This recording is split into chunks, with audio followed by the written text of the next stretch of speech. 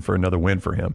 Huge. It was absolutely massive. And the fact that he got to do that before Brian Kelly has gotten LSU to the playoffs. And Brian Kelly said, I'm leaving here to have a better chance of doing what Marcus Freeman just did. Yeah.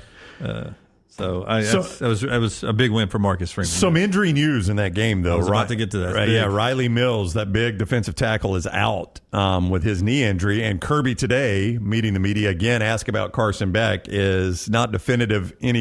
Basically said they're still going through the process. Yeah, well, so I mean, I think you can read between the lines on that. You're now in game prep for Notre Dame, and he is quote unquote still going through the procedures and process. Yeah, he's out. He's out. Yeah, Gunner Stockton's going to play. I don't think anybody thinks he's going to play. Hasn't been at practice. In fact, was asked about it last week before the weekend, and it seems like they were getting answers. He's in Jacksonville. He's in. Yeah. Nobody even knew where he was. Yeah. Yeah, not with the team, but don't know where. Yeah, we don't even know where he is. So interesting there, and we'll get to that. Before we do our rankings, I do want to get cut number 12, Josh Heupel, because Tennessee was in this thing. He's taken this program so far already, but there is no doubt that 2022 Tennessee was much better than 2024 Tennessee. Much better. They have slowly regressed offensively. I watched that game and I was like, where is the threat? Was it all Hendon Hooker downfield? No, I mean Hendon Hooker was and they did have good receivers. I felt like it was the receivers that were just they could change the game with their speed. Ohio State looked faster than Tennessee. Yeah, I mean they did. I can't deny that when you watch the game, they look more like an SEC team than Tennessee did. Yeah, and they had a lot of SEC players on that team. That's true. There's a reason, I guess. But here's Josh Heupel afterwards. I just hated. I mean, I know you're going to think I'm lying. I grew up an Alabama guy, but I just hated to see all those Tennessee people go up there and Tennessee to lose this game. It was a bad loss. I want to thank our fans. I don't know what the actual number was that showed up, but there was a bunch of orange that decided to make the trip, and appreciate them. Disappointed for them, disappointed for our team and everything that we had put into it since last January. That we didn't coach and play better in this one early. There wasn't a phase of the football game where we operated the way we needed to early in the game, and came back and made a couple plays at the end of the second quarter to tighten it up, and just didn't function well enough beginning of the third quarter either. So, and that's a credit to them, but just didn't do what you have to on the road in a game against a really good football team. Lance pointed it out a lot. You go back and find and I went back through his whole career and you couldn't find one. A good game Nico has played against quality opponent. He doesn't have it. There's no good performance against quality for him. There's something lacking in his ability to throw the ball. I guess so. I don't know if it's scheme. I don't know what it is, but he does not have a good start.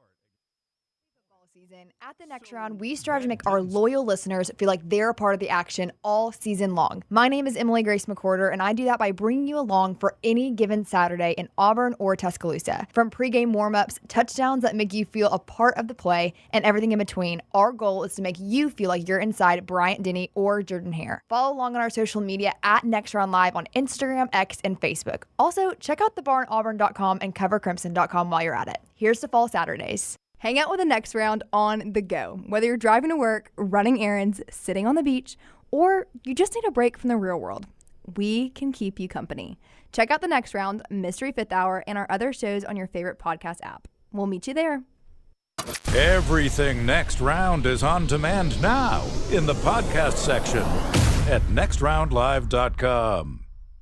Follow Dunaway on Twitter and Instagram at Jim Dunaway. Jim Dunaway, Lance Taylor, Ryan Brown. Live from the Birmingham Racecourse Casino Studios, the Next Round, presented by Bud Light, is on now. This time of year, I feel like Motley Crue. Occasionally, we get the band together to make a little money. We've been off a week. We're all back after 6 days off for the Christmas break. Everybody refreshed and ready to go for today and tomorrow, and then we'll watch the playoffs on January 1st. And then I think we're no missed shows all the way to Memorial Day. Knock on wood. There. Don't ever do that again. Why do you do that? Well, I don't know why you do that. That's the next holiday after that, right? That we usually take off. I Memorial Day. don't know why we have to make declarations, though. I mean, we may miss a show here, and then everybody's like, "You're talking about the three of us together." I'm talking about not three of us together. I'm talking about us actually doing a live show in some form of fashion. I just don't like setting false hope because then they come back and they're, you said y'all weren't going to miss a show to Memorial Day. Well, I can't think of anything between now and Memorial Day that will give poor Tyler a day off.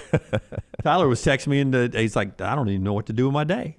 Really? You couldn't find anything to do? I thought you would deliver something. Yeah. Or go to a movie. I was doing that. I was back up here doing some stuff for the log. He was like, hey, Jim, can I go up? Can I go up and fix the app real quick? I'm bored, man. I had too much time off. Are you his keeper? No. Maggie hates it when I'm at home 6 straight days, too. She's like, will you go to work, play golf? I can't play golf. It's raining. Yeah, it's bad golf weather. Yeah, we got a lot to talk about today, obviously. We'll update you on the portal. We'll get to basketball from yesterday, and tonight as Alabama and Auburn wrap up the pre-SEC basketball part. We'll get you ready for Alabama's bowl game tomorrow. The college football playoffs crank back up tomorrow. That's been the best part about this is you play a round of the playoffs, and then you only have like 11 days. You play another round of the playoffs, and then we'll have like 8 days, and we'll play another round of the playoffs. So you don't miss college football for a whole month of meaningful games. Bowl games have been hot for LT at lanceslock.com. But let's start with the NFL first because a little excitement on the show for most everybody. Browns Dolphins are still alive. Still alive. We need help, and I'm afraid. A little bit more of the Dolphins than I wanted, but go ahead. Don't you have any vacation days left? I do. I got them all, I think. We'll just go ahead and finish. No, go ahead. Do your Dolphins. Here's what's going to happen, Lance. I think I know what's going to happen. Well, I don't know. I don't have faith in the Dolphins winning a big game when they need it. Boy, your coach.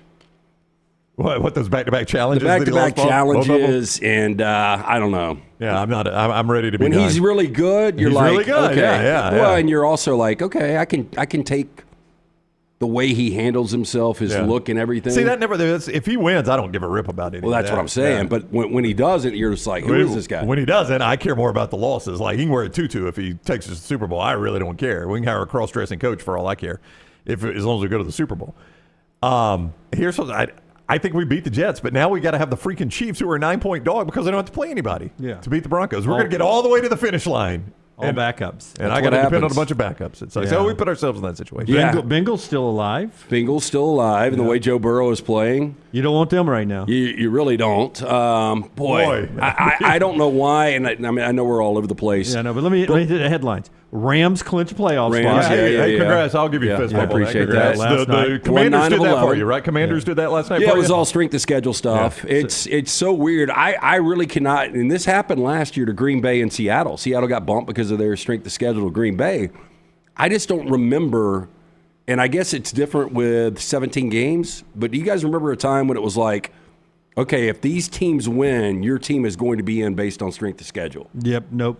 It was new last year to me, and I forgot all about it this year until I was watching the game last night when my Bucks got back into control of their own destiny. Congratulations. Thanks to the Les Miles coached Atlanta Falcons of Scott Forrester. Yeah. Your coach, timeout management, perfect last night, I thought. He kept them all, Scott. He didn't use a single one. Why waste them, Scott? Yeah. I hope he's having a good morning with those timeouts. I mean, you think he woke up and said, baby, what do you want for breakfast? Hey, timeout. Let's talk this through. So yours was different. Like, if you're Raheem Morris, you don't go for two because there's a minute and, That's right.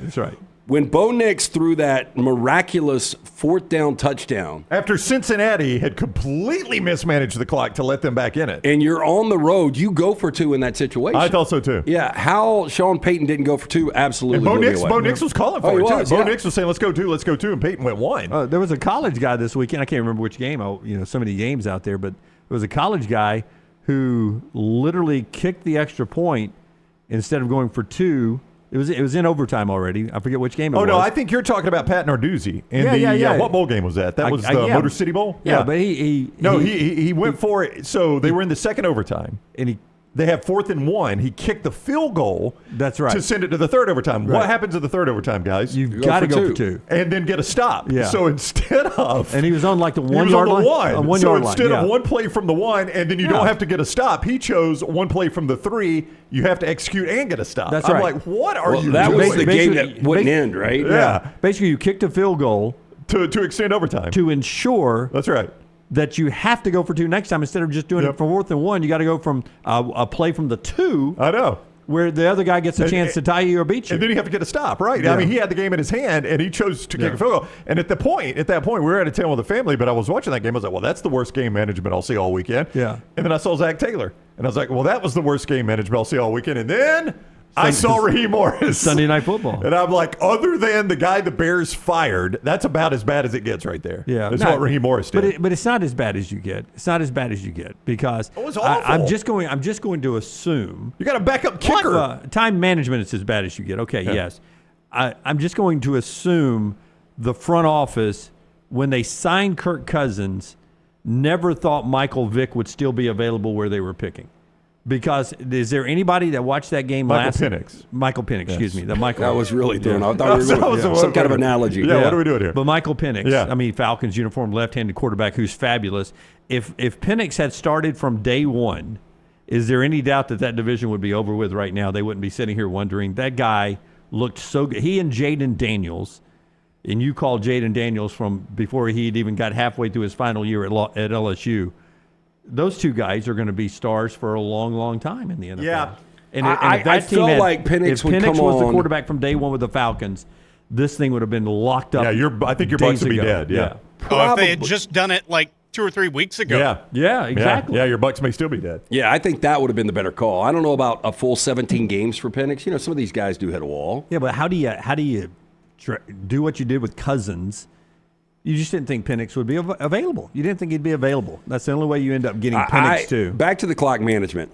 It's amazing how, we can sit here and it seems so easy, right? Yeah. There's this contest in Vegas, and it's called I forgot exactly what it's called. We've been in it before. But you pick 3 NFL games a week. Okay. And the winner gets $1 million. I think the winner should be able to get the last 2 minutes for like the last 2 weeks of like the Jets. And just be able to call their game. Because I think the clock management would be better. Well, the thing I've always said about clock management, it is the one thing that never changes. Like, there are variables in every game, right? The clock is never a variable. The clock never changes, guys. It drops 1 second at a time for 60 minutes. Never changes. They never go like, oh, my God, we're going half a second at a time now. No, it never changes. No, but I wonder, that's why I don't understand why it's so difficult to manage. I do wonder, though, when analytics become more of a play in it, if that's why you see worse clock management, because these guys are overthinking everything. But there shouldn't be overthinking. There's no limit of them having somebody behind them. I get it. That says timeout. Yeah. And timeout. But if you're an NFL head coach, Jim. That should be like second nature. Yeah, if you're an NFL head coach and you've got a backup kicker. Yeah. And you've got 45 seconds on the clock and timeouts. Yeah, Falcons still win the game last night if their normal kicker is there. Yeah, but I shouldn't, as an NFL coach, if I'm an NFL head coach, nobody should need to tell me, you got a backup kicker. Maybe we should use timeouts to try to get closer. Do you think you need to be told that if you're an NFL head coach? Now, let's put it in reverse, Terry. Let's back it up, Terry. Peyton, a tie gets them in the playoffs, as somebody pointed out in the mybookie.ag chat room. So I could see maybe being a little bit more conservative, knowing a tie gets you in. I still would have liked to go for 2. I mean, a win or a tie gets you in, but still, I could see it. See, I didn't realize that a tie got him in. Yeah, so to be fair to Peyton, who I know but it's kind of what are the chances you're gonna have a tie in overtime? Of course, it did come down to it. Yeah, I mean, what are the chances Cincinnati's going to miss a chippy field goal? I'm watching my Commanders last night as I'm cheering for them, and that one drive, they almost ate up all 10 minutes. I know. They got it down to basically almost a 2-minute warning. Good news, Raheem Morris had all his timeouts. Yeah. He didn't try to slow he down. He only used 2 of them. I know. So the NFL playoffs are down to you got what looks like a good game on paper tonight. Lions win. I don't think win or lose for the Lions tonight. It impacts that big game next week, Vikings and Lions. That's for the 1 seed either way, right? One seed either way. there. The Bills have the 1 seed as they clinched that 1 seed in a win over the Jets where Aaron Rodgers got benched. And the quarterback, Allen, breaks Thurman Thomas's rushing touchdown record. That's pretty crazy. Yeah, the quarterback breaks the great running back Thurman Thomas's rushing touchdown record. That's the kind of season that Josh Allen is at. Yeah, they are on fire. Yeah.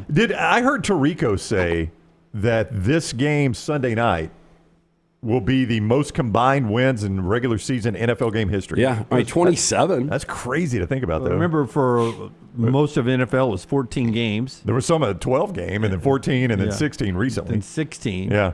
So to have it's 27 combined wins, possibly 28 combined Depending on what wins. happens tonight, yeah. It's hard to beat that. I know. I mean, that's pretty wild to think about, and it's such an exciting game with all that on the line, the way Minnesota's playing. And then it's got to sort of fall in the last 2 weeks of the season to have enough games to get to 28 now. Yep. It's a record that could not be broken. You know, talking over the weekend to some people about who's going to win the national championship. I mean, the NFL, and I know a lot of people, casual football fans, will just gravitate to Kansas City, who's 15-1 right now, and they've got Pat Mahomes, and they've won back-to-back. But, man, I mean, watching some of these teams, Minnesota could easily win the entire thing. They could. They are playing such good football with Sam Darnold, of all people, right now. And they got to make a decision on him in the offseason, what they're going to do with him, or let him drift to another. I'd sign the guy. Well, 90% of the people believe, hey, look, let him go. But, you know, I guess Kevin O'Connell knows best. If you think J.J. McCarthy, I mean, a lot of people can probably run that system. I mean, Sam Darnold's been great, though. So the problem is they're going to have to do a Kirk Cousins-like contract to keep him. Yep. And you saw how that worked for the Falcons. Yeah, I think I would. I mean, that's tough. I think I would roll with J.J. McCarthy, though. Wow. Well, I mean, it's just not that it's the sophomore slump, but C.J. Stroud was almost unbeatable last year. And now look at him this year, right? You just can't bank. And I'm not saying C.J. Stroud played poorly, but he's not been the same quarterback he was last year. Jaden Daniels will have to do that next year. Bo Nix will have to do that next year. It's hard to do in the NFL. And you don't want to get sucked in on one great year and think, oh, this is the way it's always going to be. I mean, because it is hard to do it back-to-back Right. years. I mean, Jalen Hurts has had ups and downs. That's right. Only the elite can do it year in, year out. And I don't think anybody thinks Sam Darnold is elite. And you don't know if J.J. McCarthy is. It would be a tough decision. I don't disagree. But, you know, you've seen teams be able to win, you know, championships with a rookie still on that, or quarterback still on that rookie contract. Oh, yeah. Absolutely. Yeah. That's ideal if you can do it. Oh, yeah, there's no doubt. Just ask San Francisco. They tried. Saquon Barkley goes over 2,000 yards. Philadelphia clinches. He's 100 and a few more yards away, about 118 away from breaking the all-time record for rushing in a season. That was done with 16 games. He gets a game 17 to try to do it. Of course, Eric Dickerson did it with 16 when O.J. did it with 14, so that's just the progression. But they've clinched now. They can't improve their stock. Do you even play him this week? Yeah, you try to give him 118? Boy. I think you have to. Well, I think it comes down to him. I think you've got to ask. I know it's a team thing, and you're still trying the ultimate team goal to win a championship, win the Lombardi, but this is one of those records that we've been talking about now for, it seems like 2 months. But here's the thing, I would say, Lance, is if you play him, then do you need to play your frontline offensive line guys as well? Right? I mean, if you're playing him, you want him to get the record. So do you give him every opportunity to get the record? Or do you put him out there behind a lot of your twos on the offensive line? Well, that's the decision you got to make. Based on what we saw against New York last time they played, you might only need a half. I mean, seriously. He went 176 on them last time, so. That's the resurgent Giants that beat the Colts yesterday. Who are you talking about? Eliminated the Colts. Well, but the Giants and the Raiders winning this weekend, screwing up their chance at a first overall pick. That now belongs to the Patriots. Well, they watched Shador on hey, what night was that? I can't even remember. Yeah. I was Saturday. all in. I was all in because the other thing the Dolphins needed was the Colts to lose one of these two games. So I was all in on that Giants-Colts game. The Giants players were playing all out. There was zero tank in the Giants players. Yeah, which is whatsoever. weird because they tanked like 5 weeks ago. I know, but buddy, yesterday they were playing all out. I mean, they had a kickoff return for a touchdown. I mean, it was wild. Now, Indianapolis Malik contributed. Neighbors looked unbelievable. Malik Neighbors was unbelievable. Indianapolis contributed. They played awful. But no, those Giants players were not tanking for Shador for sure. Yeah, so right now the Patriots control that first overall pick, and Jared Mayo may be on his way out for Mike Vrabel to be the new coach of the Patriots. We'll see if that's the way they go in New England. So that's a little bit of the NFL. Before I tell you about Storm Restoration Roofing, I want to go ahead and say it for, I think, the sixth time since I said I thought Brock Bowers would be a bust. Yesterday in the game, with one more game still to play, Brock Bowers became the all-time rookie tight end receiving record holder, breaking a 63-year-old record held by Mike Ditka. Brock Bowers now had more receiving yards as a rookie tight end than anyone else, and he broke Puka Nakua's record of rookie receptions in a single season. And he did that with nobody at quarterback in Las Vegas. Well, look, I think the majority of our viewers and listeners watched him at Georgia.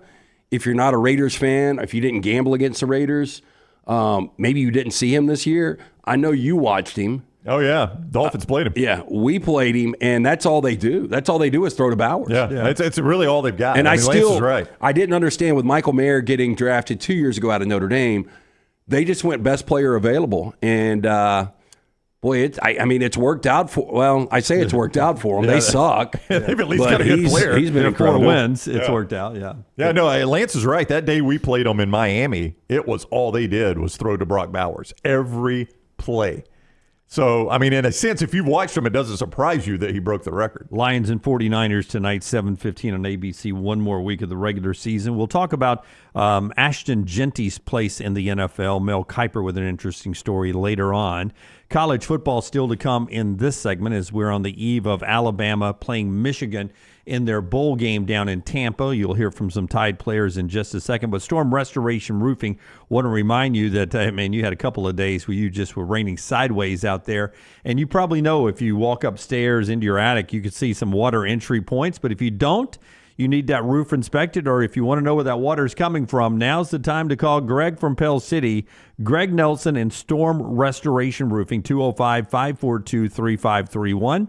542-3531, or look him up on Facebook, Greg from Pell City. He'll give you a free, no cost, no obligation, free roof inspection when you call that number. He's A+ rated with the Better Business Bureau. He's locally owned, Storm Restoration Roofing, locally owned for over 20 years. He and his wife, Andrea, run and own the company. He's got sons and sons-in-laws that run some crews. They get out there and work for you as well. Really good on storm damage, roof replacements, anything on top of that roof.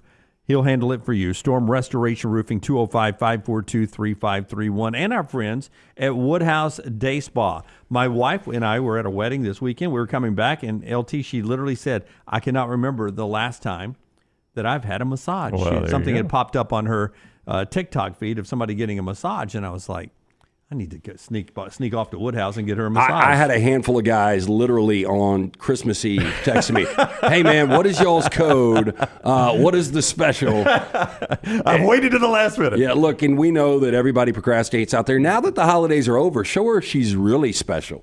Just hand her a gift card. Say, hey, look, this doesn't have anything to do with the holidays. It's just because you're great. Give her the gift of luxury. Birmingham's best day spa, the Woodhouse Day Spa. She can choose from a menu of over 70 options, including massages, body treatments, skincare, waxing, nail services. Woodhouse Day Spa, voted America's best day spa since 2009. You can order online 24/7, birmingham.woodhousespas.com, or just stop into the Summit Shopping Centers. Go see Stuart and that great staff. Tell them the next round sent you.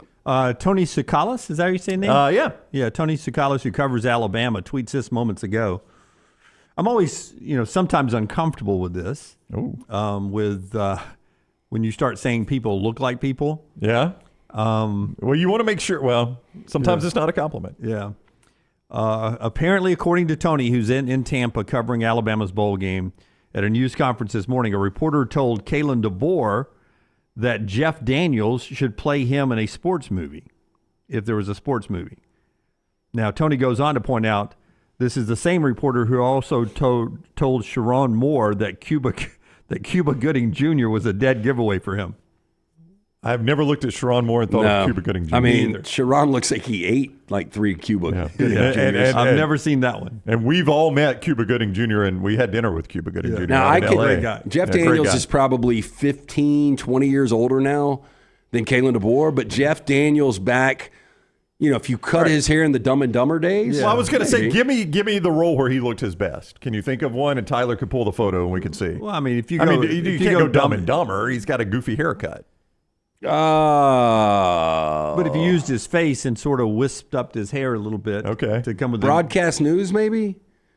All right, yeah, do Jeff Daniels in broadcast news. That was a serious role, right? Somewhat. Yeah. Was he in broadcast news too? I knew he was in Newsroom on HBO. I don't see it. Yeah. Go to that far right, the far right one right there. I don't see it either. Yeah, I mean, that is a... Well, you got to lose the hair and come with just the face. Yeah, I don't see it. I mean, this guy, who was the guy that said he looked like him? Just a reporter. Tony's not giving me his name. Okay. Yeah. And I do not want to guess. I mean, I could give you some guesses. Yeah, I know. I mean, he's white. Yeah, exactly. He's got lighter hair. A white male. Yeah. Which is why I got uncomfortable on the Sharon Moore Cuba Gooding Jr. part. I was like, they don't look alike. They really don't, yeah. That's horrible. But we're ready for Alabama and Michigan tomorrow morning at 11 a.m. It is tomorrow morning. It is tomorrow morning at 11. 11 a.m. That was always the worst bowl placement, I thought. Yeah, well, it was worse when it was on New Year's Day. New Year's Day, yeah. It's the same bowl because the playoffs on New Year's Day now, so they move it to New Year's Eve, which actually I think is better in Tampa because then you can go out at night and do all the New Year's Eve stuff and fight to get up for the Peach Bowl the next morning. But I'm going to try to figure out, this is Alabama practicing down there. And Alabama's bought in. I mean, right now, Jalen Milroe and them are playing. More on that in a second. But the anticipation for this game at a level of 1 to 10 is around a 3 for me. I mean, honestly, if you're an Alabama fan, I think the most exciting thing is you're looking to expand 10-win seasons to 17 straight years. That's right. And I think there is something with that. I mean, that's, I remember sitting on the beach one time reading up on Virginia Tech, and I was like, man, Frank Beamer has won double-digit games in 7 straight years. Yeah. And I was like, that is incredible. So I think there is something to that. For you. That's the carrot for you. To me, I mean, I know that seems like a low carrot for Alabama a fans. program like Alabama, 10 wins feels like. But it is what it is. That's where you start the year, but you right? feel like if you got it this year, that Kalen DeBoer should have it dialed in, and this run could go for a long time. Yeah. You feel like what you're saying is you're hopeful this is Kalen DeBoer's worst year for a while. Yes. And that's going to be a 10-win season with a bowl win, so you would accept that.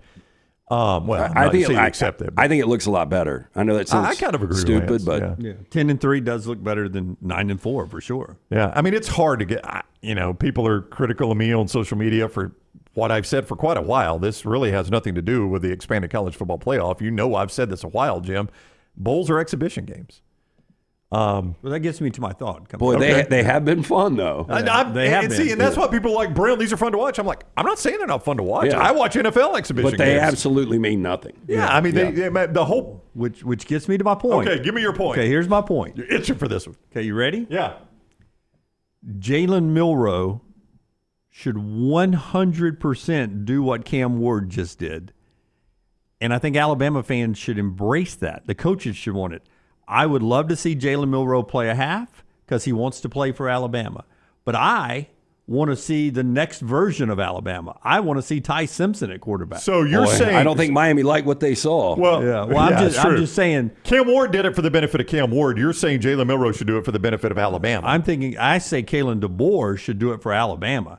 That, Jalen, man, that is great that you wanted to play. Come out here. Let's go a half with you guys, and then all of you guys that are in the NFL on your way out.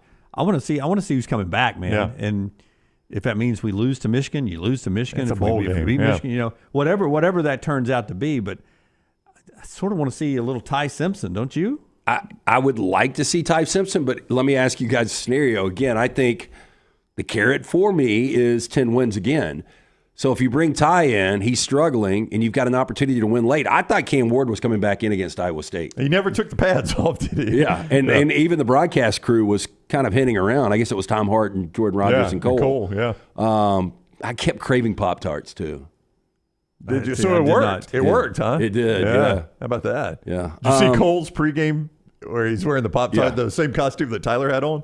Well, not the exact same one, but the costume that Tyler but I thought he was going to possibly come back in. So as an Alabama fan, if Ty was completely struggling, just leave him out there, win or lose? Well, I mean, you got Austin Mack. I mean, that's sort of – okay, here's the deal. How about this?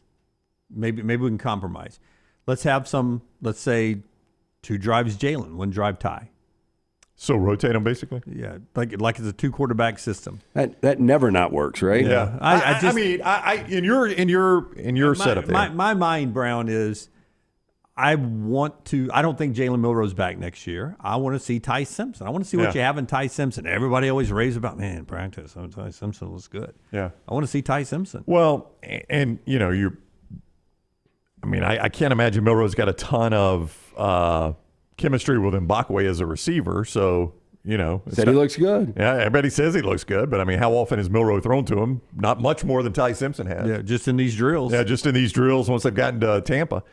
I would say that, if you're going to do that, I think you bring Milroe out for the first possession and sub him out to let the crowd, give him an ovation. I know Milroe's not the most popular quarterback that's ever played at Alabama, but I think most Alabama fans are like, yeah, look, guy's done a lot for us, right? I've not always loved him, but he's done a lot for us. And signing up to play for this bowl game, man. Yeah. I know you can get insurance and stuff, but these guys opting in for this bowl game that Alabama fans are. I cannot tell you. I was at Alabama basketball yesterday, and how many fans who sit on the court were like, hey, you heading down to Tampa? I was like, no. When you flying after the game? No, I'm not going. Yeah. Oh, you're not going to the bowl game? No, I'm not going. No. Were they going? No, they weren't going. Well, why were they so? They were just asking if we were flummoxed going. that we weren't going. Yeah. No, they were just asking. Oh, just asking. Yeah. I I was just like, think we no, got money to piss away. I was like, no, we're not going. What, are you guys going?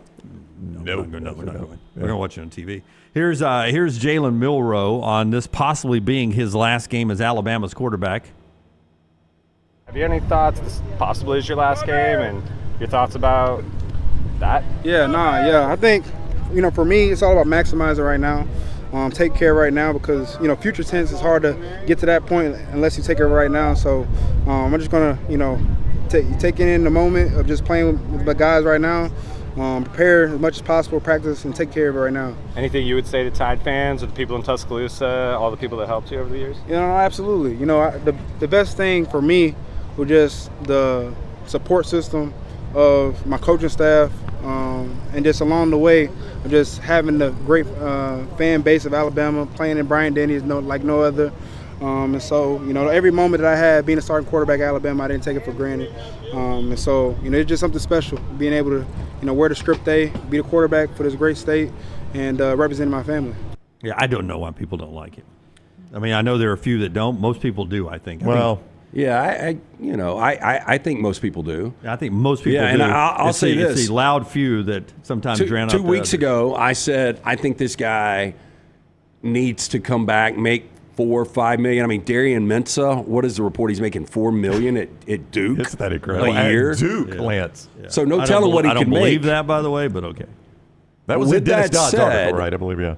I think with the unknown of Shedeur Sanders and really Cam Ward, worst case, the way he is going to, the measurables, the way he will time out everything, he's going to be the third quarterback taken off the board. He could be the first or second. Lance, he's a better Anthony Richardson, who the Colts fell in love with. Oh, yeah.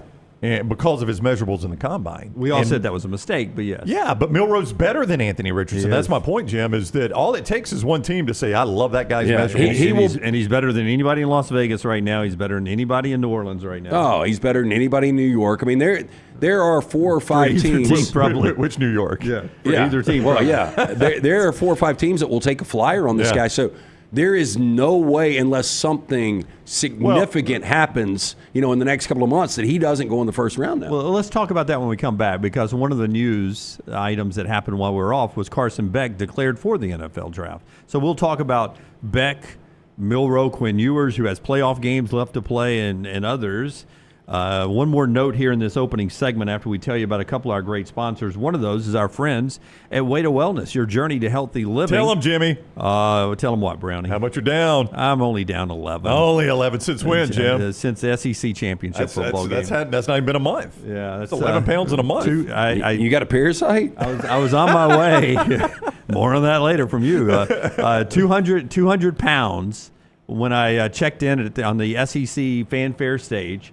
Leaving that morning to come to work and then drive over after we did a Bud Light game night. I sat down, hit the scale in the morning. I was like, God, I'm 200 pounds again. And I said, this has to stop. It'll stop right now. And it did. I called Leslie and our friends at Way to Wellness, aplanforme.com, and I got back on the system. 189 today. 189. Congrats, so man. It just through the Christmas season, which is impossible to lose weight during the Christmas season. That was coming off of Thanksgiving through the Christmas season. That's impossible. I appreciate Leslie and her meal replacements and protein bars and just good guidance. She can do that for you in 2025. Helps you with your blood pressure and your cholesterol as well. aplanforme.com. aplanforme.com. She's got injection therapies if you want to go that route as well. Very popular with a lot of people. aplanforme.com. planforme.com. No contracts, no sign-up fees, and everything's designed specifically for you. Board-certified crew there. Planforme.com. It's way to wellness, your journey to healthy living. And our friends at MyBookie, mybookie.ag. Hey, by the way, I saw Lance. Lance probably knows this. I saw David Payne-Purdom that covers the gambling industry for ESPN. Sharp money coming in on one team in the college football playoffs. Who do you think that is? Are you teasing? I can, or you can guess. Lance knows, I'm sure. No, I don't want you to tease. I really just want to answer. Don't. I would say it's probably – I think Ohio State, I said this before the whole thing starts, they're going to win this thing. But I think Georgia is the other team that I would worry about. I think sharp money is coming in on Boise State to beat Penn State. Arizona State, sharp money. Now, it only dropped to 11.5. I mean, it's still a significant number. But he said sharp money coming in on the Soon Devils out there in Atlanta. Yeah, out there in Atlanta. Yeah, I forgot where they were playing. I mean, if you're going to play Texas and Arizona State, why not play it in Atlanta? That's right. It makes sense. Yeah. So you can play that game and all the college football playoff games. Just do a quick look at the numbers you can get right now at mybookie.ag. Penn State -11 against Boise Friday night. No, wait a minute. Not Friday night. What night is that? That is tomorrow night. I'm so confused. The calendar has me Today baffled. is Monday. Yeah. Today is Monday. Yeah, this time of year you don't go today. You don't go actual dates. Yeah. You go just today's and tomorrow's. Yeah. On New Year's Day, Texas at MyBookie's at 12.5. Hasn't dropped quite as much at MyBookie as it has some other places. 12.5 point favorite. Ohio State a 2.5 point favorite, and Georgia a 1.5 point favorite late night in the Sugar Bowl. You can play all those games at mybookie.ag. Code next round still gets you the bonus in the sports book right now. You use that code, it's a 50% bonus up to $1,000 on your initial deposit. That's a 50% bonus on your deposit up to $1,000. So many of you are like, don't take away the casino bonus though. So MyBookie's like, hey, we'll do both. TNR Casino. That gets you a 300% bonus up to $2,000 at the casino. So next round in the sports book, TNR Casino and the casino to get those bonuses at mybookie.ag. Bet anything, anytime, anywhere. Mybookie.ag, code next round, and code TNR Casino. I had gone 6-2 in my last 8 bets at mybookie.ag until yesterday when I took Panthers money line and Falcons money line. At least you were close on that Panthers money line. Yeah. Well, I know you would win either way. I needed some comfort money just in case my Bucks playoffs crashed into the mountain. That was a beatdown. My dad used to love, still does. He's still living. My dad loves tricking people at bars with trivia questions that are sort of quirky and inside. The passing of Jimmy Carter yesterday, and we'll get to honoring Jimmy Carter in just a second. Opens up something that made me think of a trick question he would ask to get a free beer, free Budweiser at a bar. How many living former presidents are there now? How many living former presidents? Do I count? He has not been sworn in. As President Trump count as a former or a current? You have quickly got to the end of how my dad would steal a beer from a drunk redneck at a bar. Yeah. President Trump right now is actually the oldest living former president. That's right. He will lose that honor when President Biden is no longer president on January 20th, when President Trump is re-sworn in. So right now, 4 former living presidents, Clinton, George W. Bush, Obama, and Donald Trump right now. And then I guess technically Trump is a former president and current president. I don't know how you score that one. So Jimmy Carter, when I saw that roll yesterday, 100. I thought he was alive, but then I thought I saw him die a couple of times. No, there was a false report of his death a couple months ago. Yeah. Because when I first saw the news during the NFL games, I was like, ooh, I hope this is not another. Because the one thing you don't want to report wrong is somebody's death. I mean, that's just a terrible thing to miss. But there was a false report of his death earlier this year. Yeah. But do you think the majority of people, when they saw it, they were like, damn, I thought he died years ago? Yeah, maybe. Jimmy Carter. And I was surprised that Clinton, time-wise, longest since, he's now took the presidency the longest ago of the living presidents, and that was only in the 90s. Yeah, it was 92. 92, yeah. That's been a long time. It has been.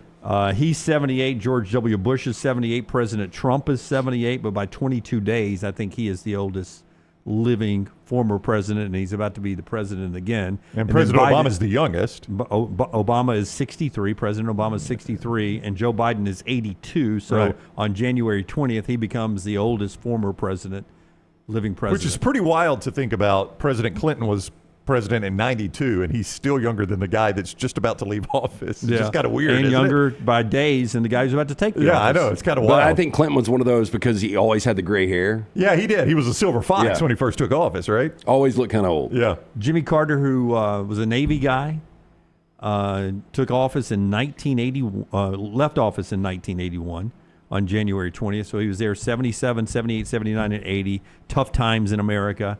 Better known as my formative years, my childhood. Right. But he was such a nice man who did so many great humanitarian things afterwards and loved the Atlanta Braves. How many times would you see a Braves game where Jimmy Carter was sitting next to Ted Turner in those boxes? Yeah, Fulton County, they were right there behind the on-deck circle. Yeah, almost like George W. Bush at games in Houston. Yeah. I think is where he goes to games. Speaking of which, have Or you is it guys the seen Rangers? He the goes to games, Rangers? or both? the Yeah. Ted Turner documentary? I have not. I have not. I'd like to see that. I was going to watch it. Like, I can't tell you, and you guys know I watch a lot of stuff, but the last week I've been down. Right. A little sick for you. And so I felt like Tyler. I probably, 30, 40 movies, 30, 40 shows. And I was going to watch this Ted Turner documentary, and then I started reading more and more about it, told in his words. No, I don't want that. Yeah. I don't either. Because, he's probably made out to be the greatest thing in the world. Yeah. But he is a fascinating guy. Oh, Ted Turner is, absolutely. Jimmy Carter passes at the age of 100, and a lot of celebrations of his life being held around the country today. By the way, Bad Monkey, if you're looking for did you guys ever watch the first season of that? I started it.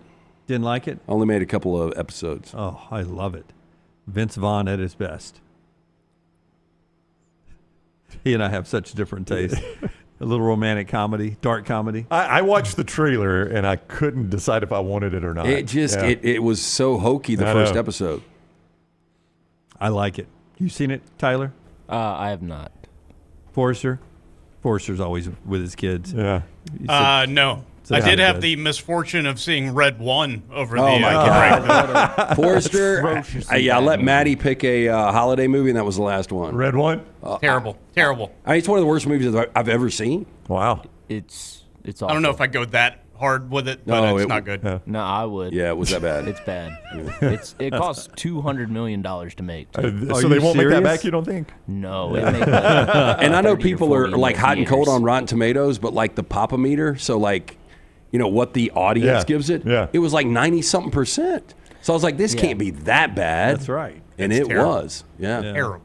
Well, you just look at me, how many things I like that you totally hate, right? Watch Red One. Yeah, I will not. You guys raving reviews. When we come back, Carson Beck's decision to go pro. What's next for Milroe and Ewers?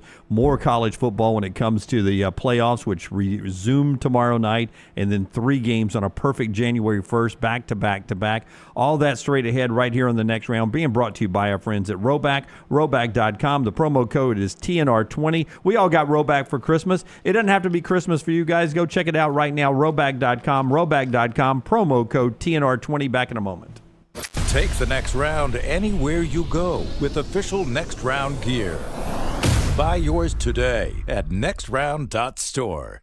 Looking for a great place for that boring meeting? Leave the office and go to the Golfus. What about corporate events like board meetings, sales meetings, customer appreciation events? How about the Golfus? Watch parties for football and basketball, parties for birthdays or couple showers. The Golfus is a great place for those. The Golfus has Birmingham's best golf simulators and man caves in Vestavia on Highway 31, opening soon in Trussville and on Highway 280. Bring whatever you want to eat or drink, even bring your own clubs. Get out of the office. Go to the Golfus. Book your spot now at thegolfus.com. Buying that perfect home is one of the most important financial decisions you'll ever make, so it's crucial that you have the right partner to help you through the process. Hi, I'm Lisa Zeig, Vice President Mortgage Loan Officer for Bryant Bank, and I'm here to tell you that we are that partner, making it easy to buy with confidence.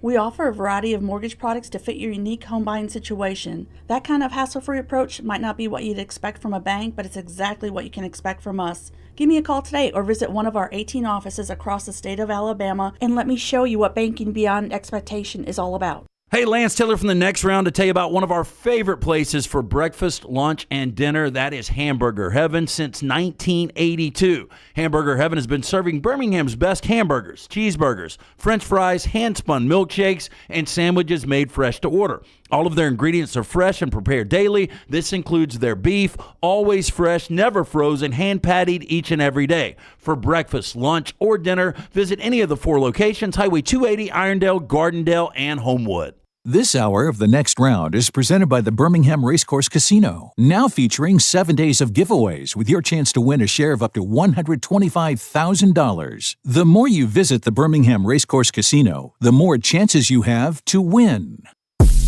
From the creators of The Next Round comes 2 new sites, covercrimson.com and thebarnauburn.com. 2 team sites with the same excitement and information-driven content that you get every day on The Next Round. Live daily shows, recorded shows, free of charge, plus premium content with insider information starting at just $1. And it's the perfect gift for the Alabama or Auburn fan in your family. Covercrimson.com or thebarnauburn.com. Sign up today. Follow Next Round Live on Twitter, Instagram, Facebook, and YouTube. The social media team at Next Round Live is dedicated to giving you daily news conferences and practice video from UAB, Alabama, Auburn, and around college football. Follow and compare to the sites you used to visit. You'll also get the latest highlights and news from the Next Round Daily Show. Turn on the notifications so you don't miss a thing. Next Round Live on Twitter, Instagram, Facebook, and YouTube. See more at nextroundlive.com. By now, you guys know how I feel about my fashion. However, did you know that I care about your fashion choices? Cargo shorts are out, flip-flops are only appropriate on the boat, and please throw away that stained t-shirt from college. You may be thinking, EG, that's all I own. What do I do? Here's what you do. Go to nextround.store and fill your cart with a wardrobe that is approved by me. Stock up on logo t-shirts, hoodies for football season, and hats for every day of the week. Trust me on this one and head over to nextround.store to get stocked up for this season. Just because you've quit going to the gym, it doesn't mean that you have to quit gym altogether. Dunaway, that is. With our Next Round podcasts open 24/7, 365, you can access gym anytime you'd like. While you may have done away with your treadmill routine, our version of Dunaway is standing by ready to get you back to your absolute best. Find all that lovely Jimmy D-led content on Spotify, Apple Podcasts, Google Podcasts, and in the podcast section of nextroundlive.com. This message is sponsored by Jimmy Crypto Inc. and Jimmy Crypto for President. From the creators of The Next Round comes 2 new sites, covercrimson.com and thebarnauburn.com. 2 team sites with the same excitement and information-driven content that you get every day on The Next Round. Live daily shows, recorded shows, free of charge, plus premium content with insider information starting at just $1. And it's the perfect gift for the Alabama or Auburn fan in your family. Covercrimson.com or thebarnauburn.com. Sign up today. This hour of The Next Round is presented by the Birmingham Racecourse Casino, now featuring 7 days of giveaways with your chance to win a share of up to $125,000. The more you visit the Birmingham Racecourse Casino, the more chances you have to win.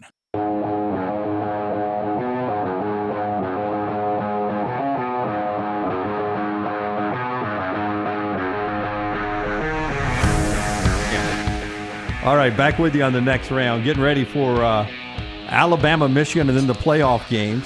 Kalen DeBoer, by the way. This from Charlie Potter, who's down there covering Alabama at the bowl game. As I was talking about Jalen Milroe, maybe playing a little bit and then letting everyone else come in, Ty Simpson and company, was asked about the players, the draft-eligible players, not playing the entire bowl game.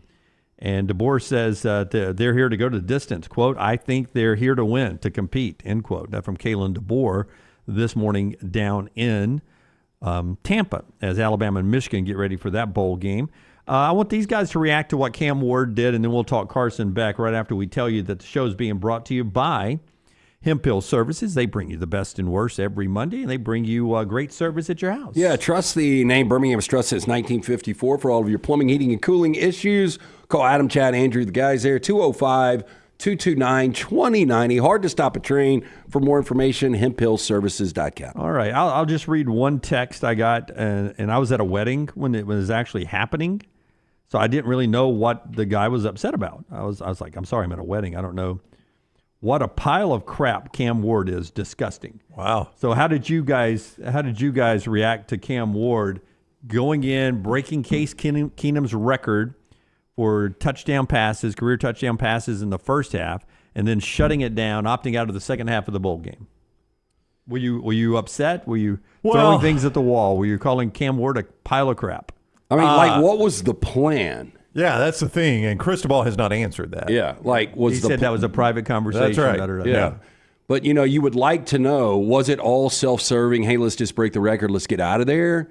Was it about just playing a first half? I don't know. It was a great game. Yeah, I mean, the first half was amazing. And I had Iowa State plus 4.5, so I appreciate him tapping out. Yeah. The first half, I mean, I saw, because there was an NFL game on at the same time, and I was going back and forth. It was in a one TV setup at the time, and I was going back and forth between that and the NFL game.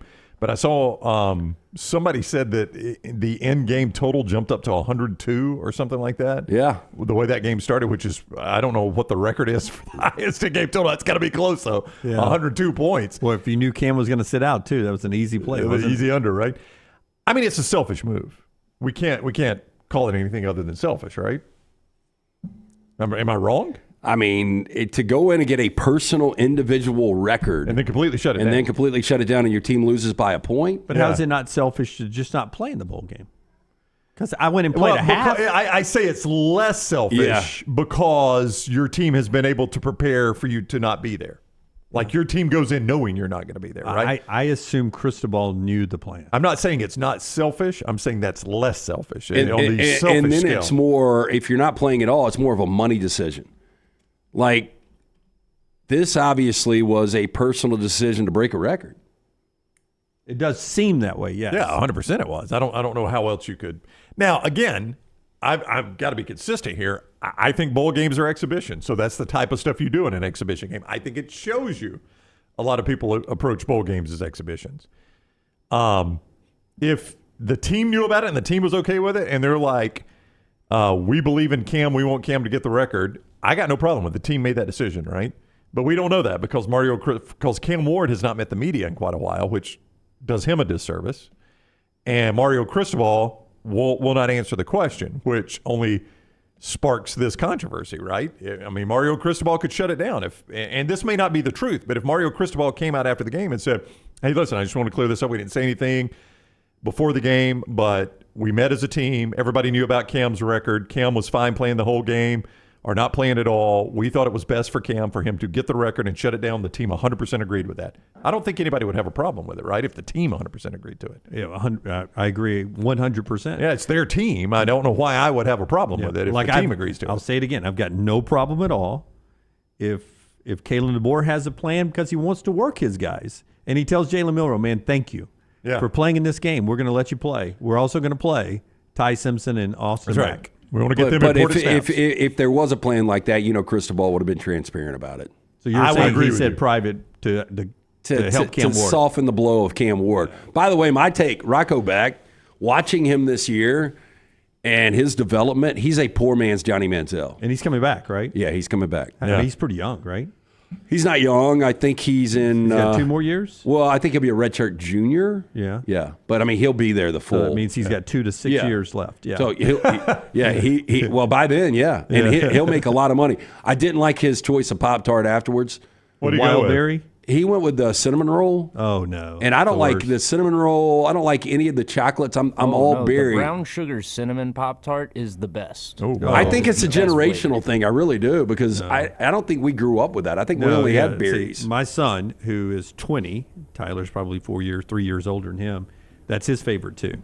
And it's a waste of space in the cupboard, in my opinion, at that point. Because if I'm looking for a Pop-Tart, I'm like, no cinnamon roll. I'm not eating that. Yeah, I want cherry, strawberry, blueberry. Those are just dessert. Yeah. Those are candy. If we wondered if Jim was giving an old man take, he called it a cupboard, which should answer that question. Wow. That seems like something you would have said. You called it a cupboard in quite a while. Y'all have a walk-in cupboard? Yes, I call it the pantry. You read some nursery rhymes over the weekend? I did get old Mother Hubbard out of the way. Yes. Now, I will... a strawberry frosted is the only one. Yeah. Do you guys do the unfrosted ones? Yeah, not at all. It's a waste. My that dad is does the waste. unfrosted ones, and I think it's psychotic. Yeah, I don't know why you would do an unfrosted Pop-Tart. Trailer Park Jim back in the day, occasionally we get a deal on unfrosted ones, and At that point, I'd put butter on it and toast it very crispy. Oh, I remember the Flints had the Winn-Dixie Pop-Tarts. Oh, yeah, that may have been what we had. Yeah. What was the store name? Do you remember? It's not Great Value. Great Value is Walmart. I think it was Good Value. Good Value? Well, I don't It remember. wasn't Pop-Tart. It was...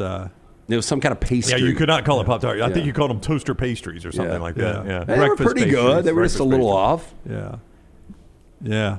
They just was missing something. Yeah, something. Yeah. Real sugar. Cereal. Yeah. What? Is that next to the bagged cereal? Yeah, the bagged cereal. Yeah. Fruitios. Hey, that was another thing though, man. Being under the weather all week, I had like these childhood cravings, and so like I went to the store and I bought nothing but sugar. Oh yeah. Oh, I can see it. I can see it. Back to Jimmy Carter. During that time in America, no joke, there was a whole aisle in the grocery store that was generic. It was the black and white boxes. Black and white boxes. Yeah. It was like generic cereal, generic beer, generic. It was generic. like the Dharma Project in Lost. Yeah, you remember they're drinking black and white beer? It was Still white beer? boxes, beer, labeling just block letters, beer, Cereal. whole aisle in America at that time. It looked like it was a third world country. It was, and that was a real thing in a grocery store that you occasionally would buy. Yeah, that's because you were told, that's basically it's leftover cornflakes. Wouldn't you love to take the entitled kid now and say, look, this is all you got to choose from? He'd be like, cereal? Yeah, just cereal, plain cereal. I got one more thing on Cam Ward, though. Okay. We always, everybody's got to have the hottest of takes. This whole idea that this is going to hurt him in the NFL draft is laughable. Oh, yeah. NFL teams are not going to look at this and say, you know what, we're staying away from that kid. I think he might end up going before Shedeur. Shedeur has not finished his strongest. There's no doubt about that. Yeah, I mean, I think it's like, if you were to tell me right now Jalen Milroe's first quarterback taken off the board, it would not blow me away. Milroe hasn't made that decision yet. Carson Beck has. More on that and what Milroe and Ewers should do after we tell you about a couple of our great sponsors. One of them is the wonderful folks at Johnston RV Center. Yeah, you can find them I-65 exit 304 in Coleman, 334 in Decatur, and we're about to flip the calendar, and one thing that means is the RV shows are coming up. I mean, we were just out at the last one. I can't believe we're already back. 2024s have to go, though, because I got to make room for the 25s for this. So you're going to find units priced below invoice, like the Shasta 16RE, just $149 a month with approved credit. It's a lightweight, but maybe you want something bigger that could sleep up to 10. How about the Avenger 29 QBS, only $279 a month with approved credit. RV warranty forever. Make sure you got a lifetime warranty on anything that is new or qualifying pre-owned at johnstonrvcenter.com. Andy Staples coming up at the top of the hour. The show also being brought to you by our friends at DanielMooreArt.com. DanielMooreArt.com. The legend, a tribute to Coach Nick Saban and his 6 national championships. Got to see Coach yesterday in Tuscaloosa. He and Terry at the basketball game on a Sunday afternoon. You can celebrate the Saban years with 6 national championships, and those 6 renditions of Nick Saban are right there as painted by Daniel A. Moore. Get that and a lot more at DanielMooreArt.com, DanielMooreArt.com. And a few of the 2025 calendars still available with the coupon code TNR. 20% off that, and a lot of other great Alabama memories at DanielMooreArt.com, DanielMooreArt.com. First of all, Carson Beck says he's going to the NFL. He's had UCL surgery. Obviously out of the playoffs. He says he's heading to the NFL draft. His evaluation will be weird because I don't think he can start throwing again until April. Well, and that's the problem. Like his biggest strength is his arm and his ability to show that off. And I think at a pro day, I think in Indianapolis at the combines, I think he would wow people with his arm. And I think most people have him listed as the 4th quarterback behind Shedeur, behind Cam, and behind Jalen Milroe. And with that injury, I don't know. Good move, guys, or should he have come back to college and cashed in on what was reported, maybe $4 million, $5 million to go somewhere else other than Georgia, to North Carolina or someone like that? You'll make more in the first round as a quarterback. That's if you go in the first round. And I think if you feel like you're the number 4 quarterback, you feel like you're going to go in the first round. I mean, the number 4 quarterback is going to go in the first round or early enough in the second round that you're still making really good money. He was the number 4 quarterback before he got hurt. I don't know now. Like if the evaluation is he's not going to be ready until 2026, do you really? Well, I think he'll be ready for this upcoming year. But you can start throwing again in April is what I was reading. I don't know if that's correct, depending on the surgery. Always goes well in sports surgery. You never see that, right? No. It's always a great day after. Carson Beck had surgery. UCL doctors say the surgery went well. The doctors never say, "Wow, what a shit show." Well, we think he's going to survive. That's the good news. But all his vitals are steady right now. I will say he did not. I know he's got the upside. I thought that he would have been, if you go back before the season, the number 1 overall guy in May. Boy, there were so many inconsistencies. I don't know if he's a first-round guy now. Yeah, but the other thing I'll say is, everybody evaluates these guys. Even the NFL can't evaluate them properly. They miss all the time. So we don't know. I mean, Carson Beck could be the best one of this bunch. I have no earthly idea. But that's why there's always people reaching for quarterbacks, is because they have misevaluated their previous quarterback. Yeah, I mean, pick. just go back and look the day Josh Allen was drafted out of Wyoming. How many guys were lined up to say, who just got the best quarterback in this draft? The Buffalo Bills. And right now, who's the best quarterback in the NFL? Yeah, it's Josh Allen. Yeah, I mean, I doubt you can find many people, if you go back and look, that are like, the Bills just stole the draft. They just picked the best quarterback in this draft. But I think Josh Allen was always on what his upside, what that ceiling was. Yeah, you were betting the future with him. Yeah. You weren't betting what you've seen. You were betting what you could Josh become. Allen was still learning the game. Yeah. I don't know about that with Carson Beck. I mean, he was 24-3 as a Georgia starter. Those numbers would have wowed you back in the day. Does 24-3 in 2 years do anything for you? I mean, I know he played at a really good program. Yeah. I mean, what's that do? I mean, if Kirby, if he coaches 27 games with any quarterback, is he going to lose more than 3? Yeah, it's true. Most quarterbacks would have been that. Andy Staples at the top of the hour here, real quickly. Jalen Milroe, draft or not? Yes. I say draft, yes. Yeah. Quin Ewers, draft or not? I say no. I say draft.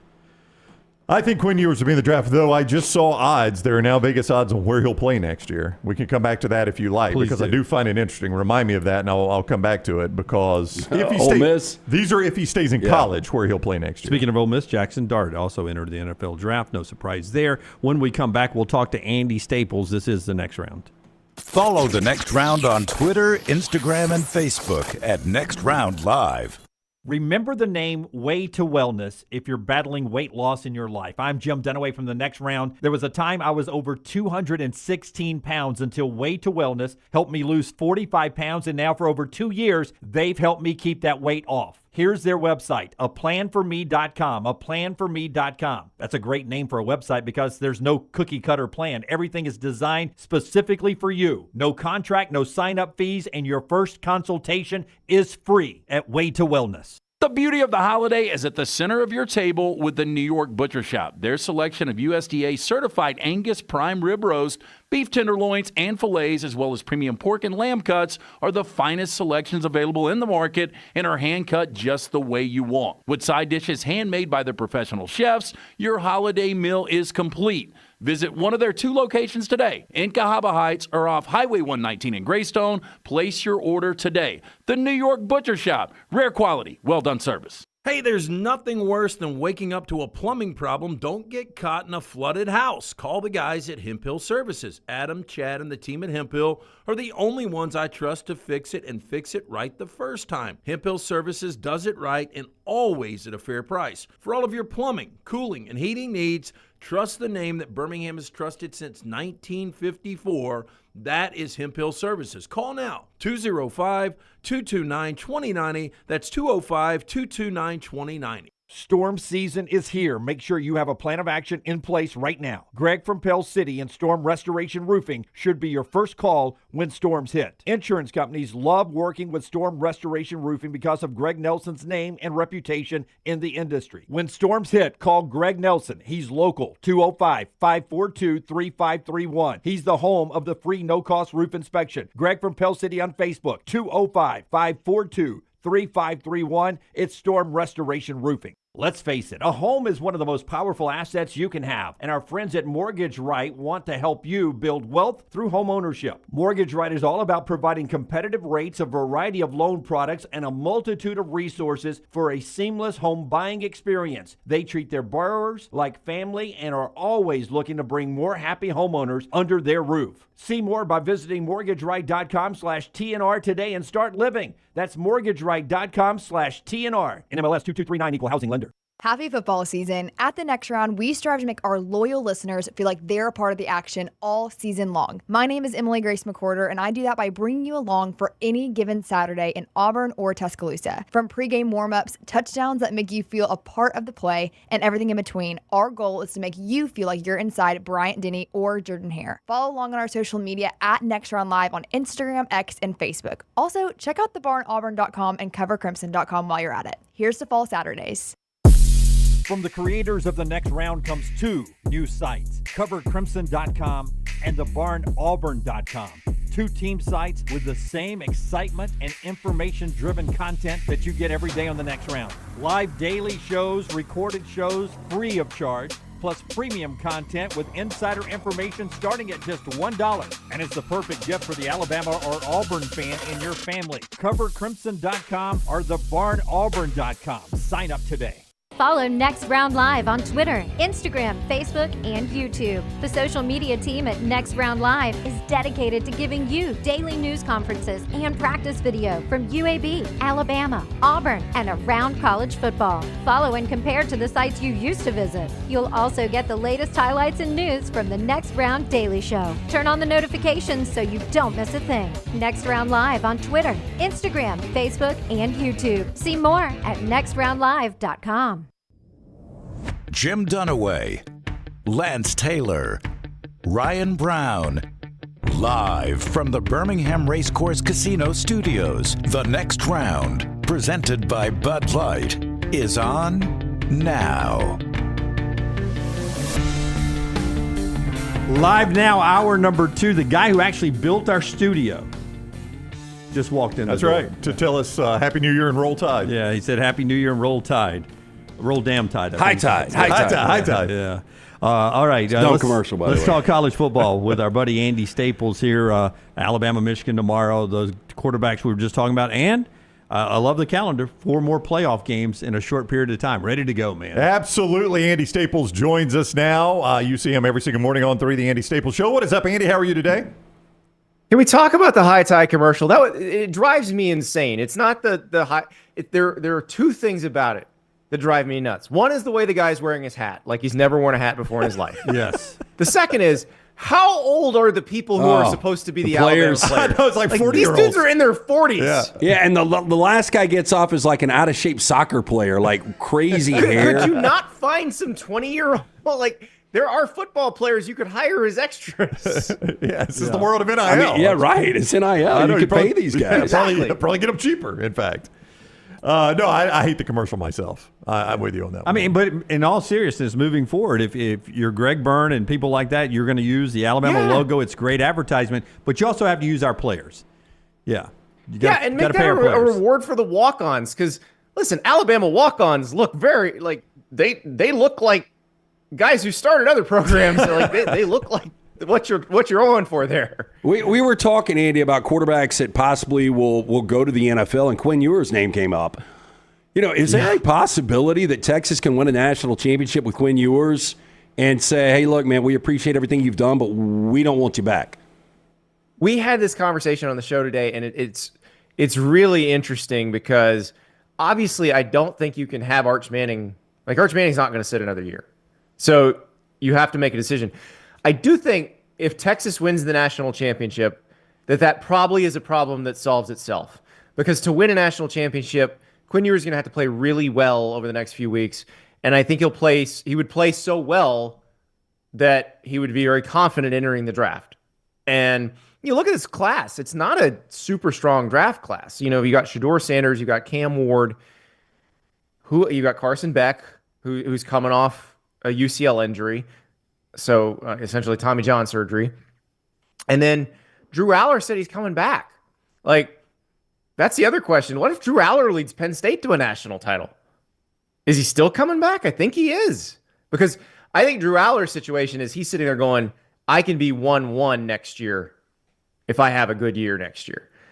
But these other guys, I don't think it's quite that way. But the Ewers thing's really interesting. So what happens if like they beat Arizona State and then they lose in the semis and he doesn't play particularly well?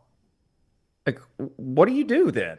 And I think the answer that we've assumed all along is they're going to go to Arch as the starter next year, and then Quinn has to decide whether he wants to go in the draft or play somewhere else, which, by the way, that was the decision for Will Howard, who's the Ohio State quarterback currently.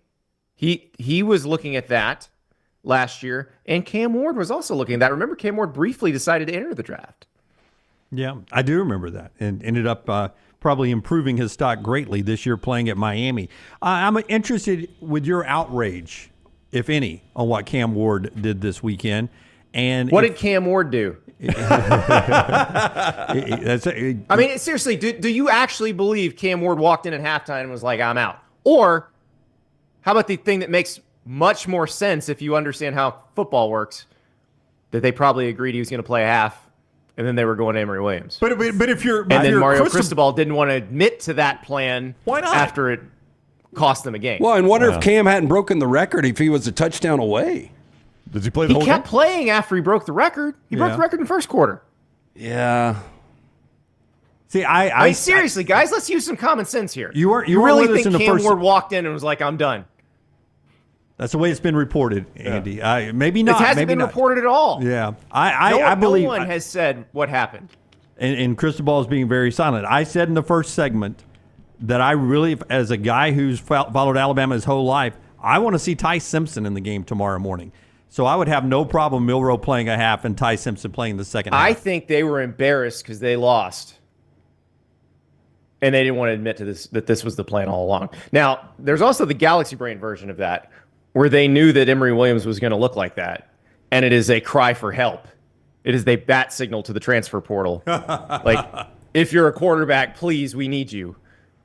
Yeah, but that's bad business on Miami's part. Now you got to pay a quarterback that much more. Well, yeah, but if Emory would have been good, you'd have a little bit of leverage, right? I don't think they have any leverage at all. No, here's the thing about Miami, and we should have known this. We should have seen this coming. Because remember when John Mateer went into the portal from Washington State? This is the guy who replaced Cam Ward, who's actually probably even a bigger prospect in the portal than Cam Ward was last year. Like, John Mateer was the most sought-after guy in the transfer portal. But he was always going to follow Ben Arbuckle, the offensive coordinator from Washington State, who went to Oklahoma. He was always going to Oklahoma. But there was a little, right there at the end, Miami wants to get it on John Mateer. And it's like, oh, okay. So you really weren't that confident in what you had next year. So I think there's more. That's, if we're just talking about what makes sense, that actually makes sense. Cam Ward walking in and saying, I'm done, doesn't make sense. Also, why was Cam Ward still in uniform throwing a football before Miami's last drive? Like, if he was really out and didn't want to play. Andy Staples is with us on 3. Andy does the show every morning right there at Andy_Staples, at Andy_Staples. You can get that at On3's YouTube page. Do everything you do for us. Set your alerts so you know when Andy's live. Follow him on social media as well, at Andy_Staples. If there is an upset in one of these two one-sided games, the big underdogs, Arizona State, Boise State, if there is an upset, which one and why? I think it's Boise State over Penn State because a couple reasons. Okay, so Boise State, the other thing they have besides Ashton Jeanty is a defense that was second in the nation in sacks per game. So you can potentially cause some mistakes, cause some turnovers, cause some game-changing plays. Also, the way they play offensively, it's a lot of Ashton Jeanty. It's pretty risk-averse. Like, the chance of them melting down the way SMU did against Penn State, it feels much less likely. Now, I guess it could still happen, but the way they play feels less likely that would happen. And then you've got Ashton Jeanty, who's had time to rest now.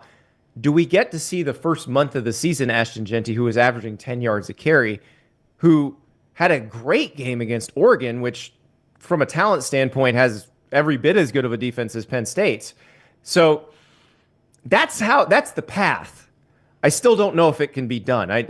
We've talked a lot on our show about it's almost like back in the 90s when you'd play the Bulls. Do you let Michael get his 32 and then just try to shut down Scottie Pippen and John Paxson and those guys? Because I think if you're Penn State and Drew Aller and company have a good game offensively, you can do that. You can do that and win 21-7 and not feel too bad about it. But I do think there's a path there. If Jeanty goes off, like you look at the game he had against Oregon, where he's breaking a ton of tackles, he breaks a couple long runs, I think there's a chance for Boise State there. I see less of a chance for Arizona State just because I like Texas's defense a lot. Texas's defense is the unit I probably trust the most that's left in the playoff. I don't entirely trust Texas's offense, but they also get some weapons back.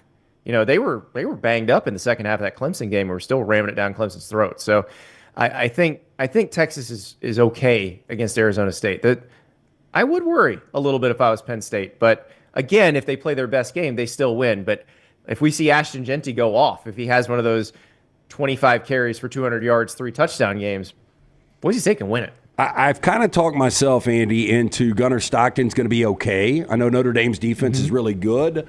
What is your expectation right now with this time off for Gunner Stockton? I'm fascinated by this whole situation because he did come in against, I just sang the praises of the Texas defense. He came in against the Texas defense and looked as good or better than Carson Beck had looked in that game.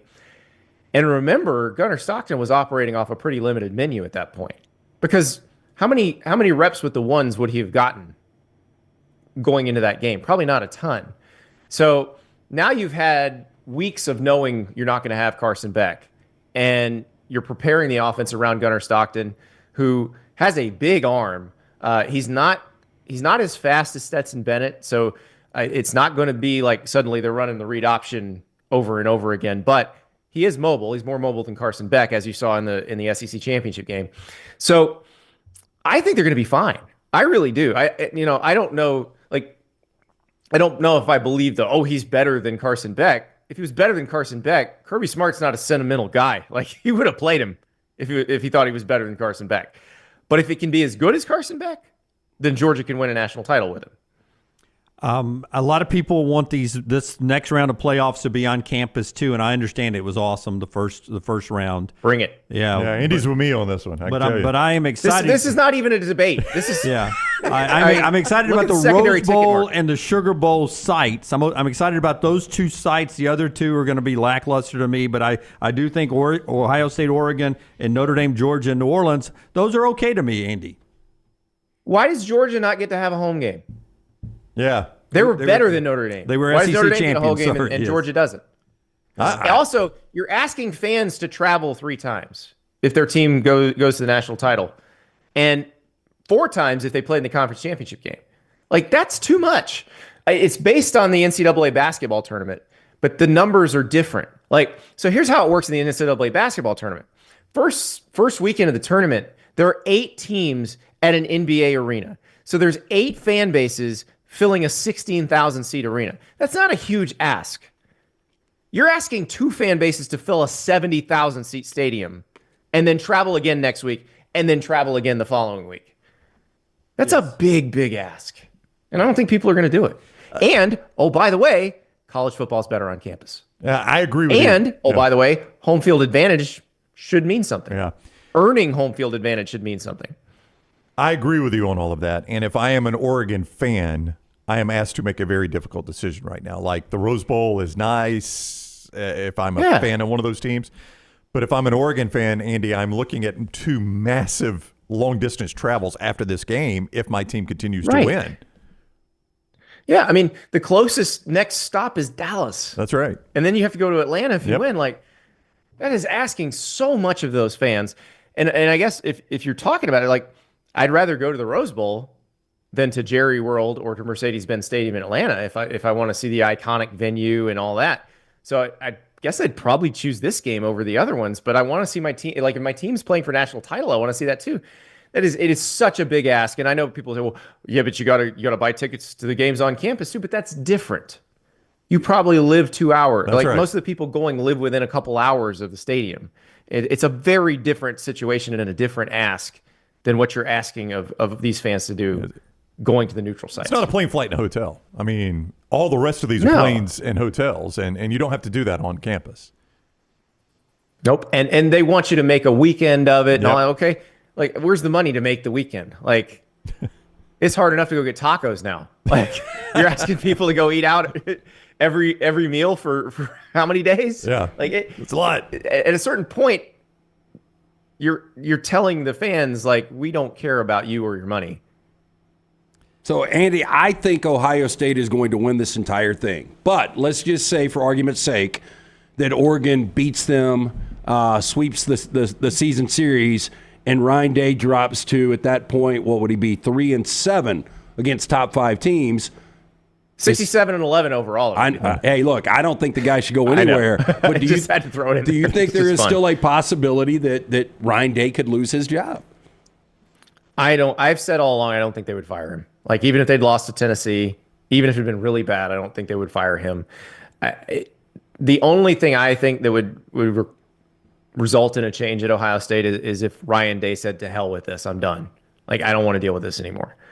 I don't think any athletic director is going to fire a coach who's been that successful, who continues to bring in talent at that level, who continues to put that good of a product on the field. Yeah, you got to figure out the Michigan thing. But, you'd think he can. Maybe if he lost to Michigan again, they would do something. But I just don't think anybody would fire a coach with that record right now. Do you think? And I just saw your tweet about Jim Mora Jr. his threat this morning about tampering with his UConn roster. So you think actually Jim Mora Jr. is the kind of guy who would name names?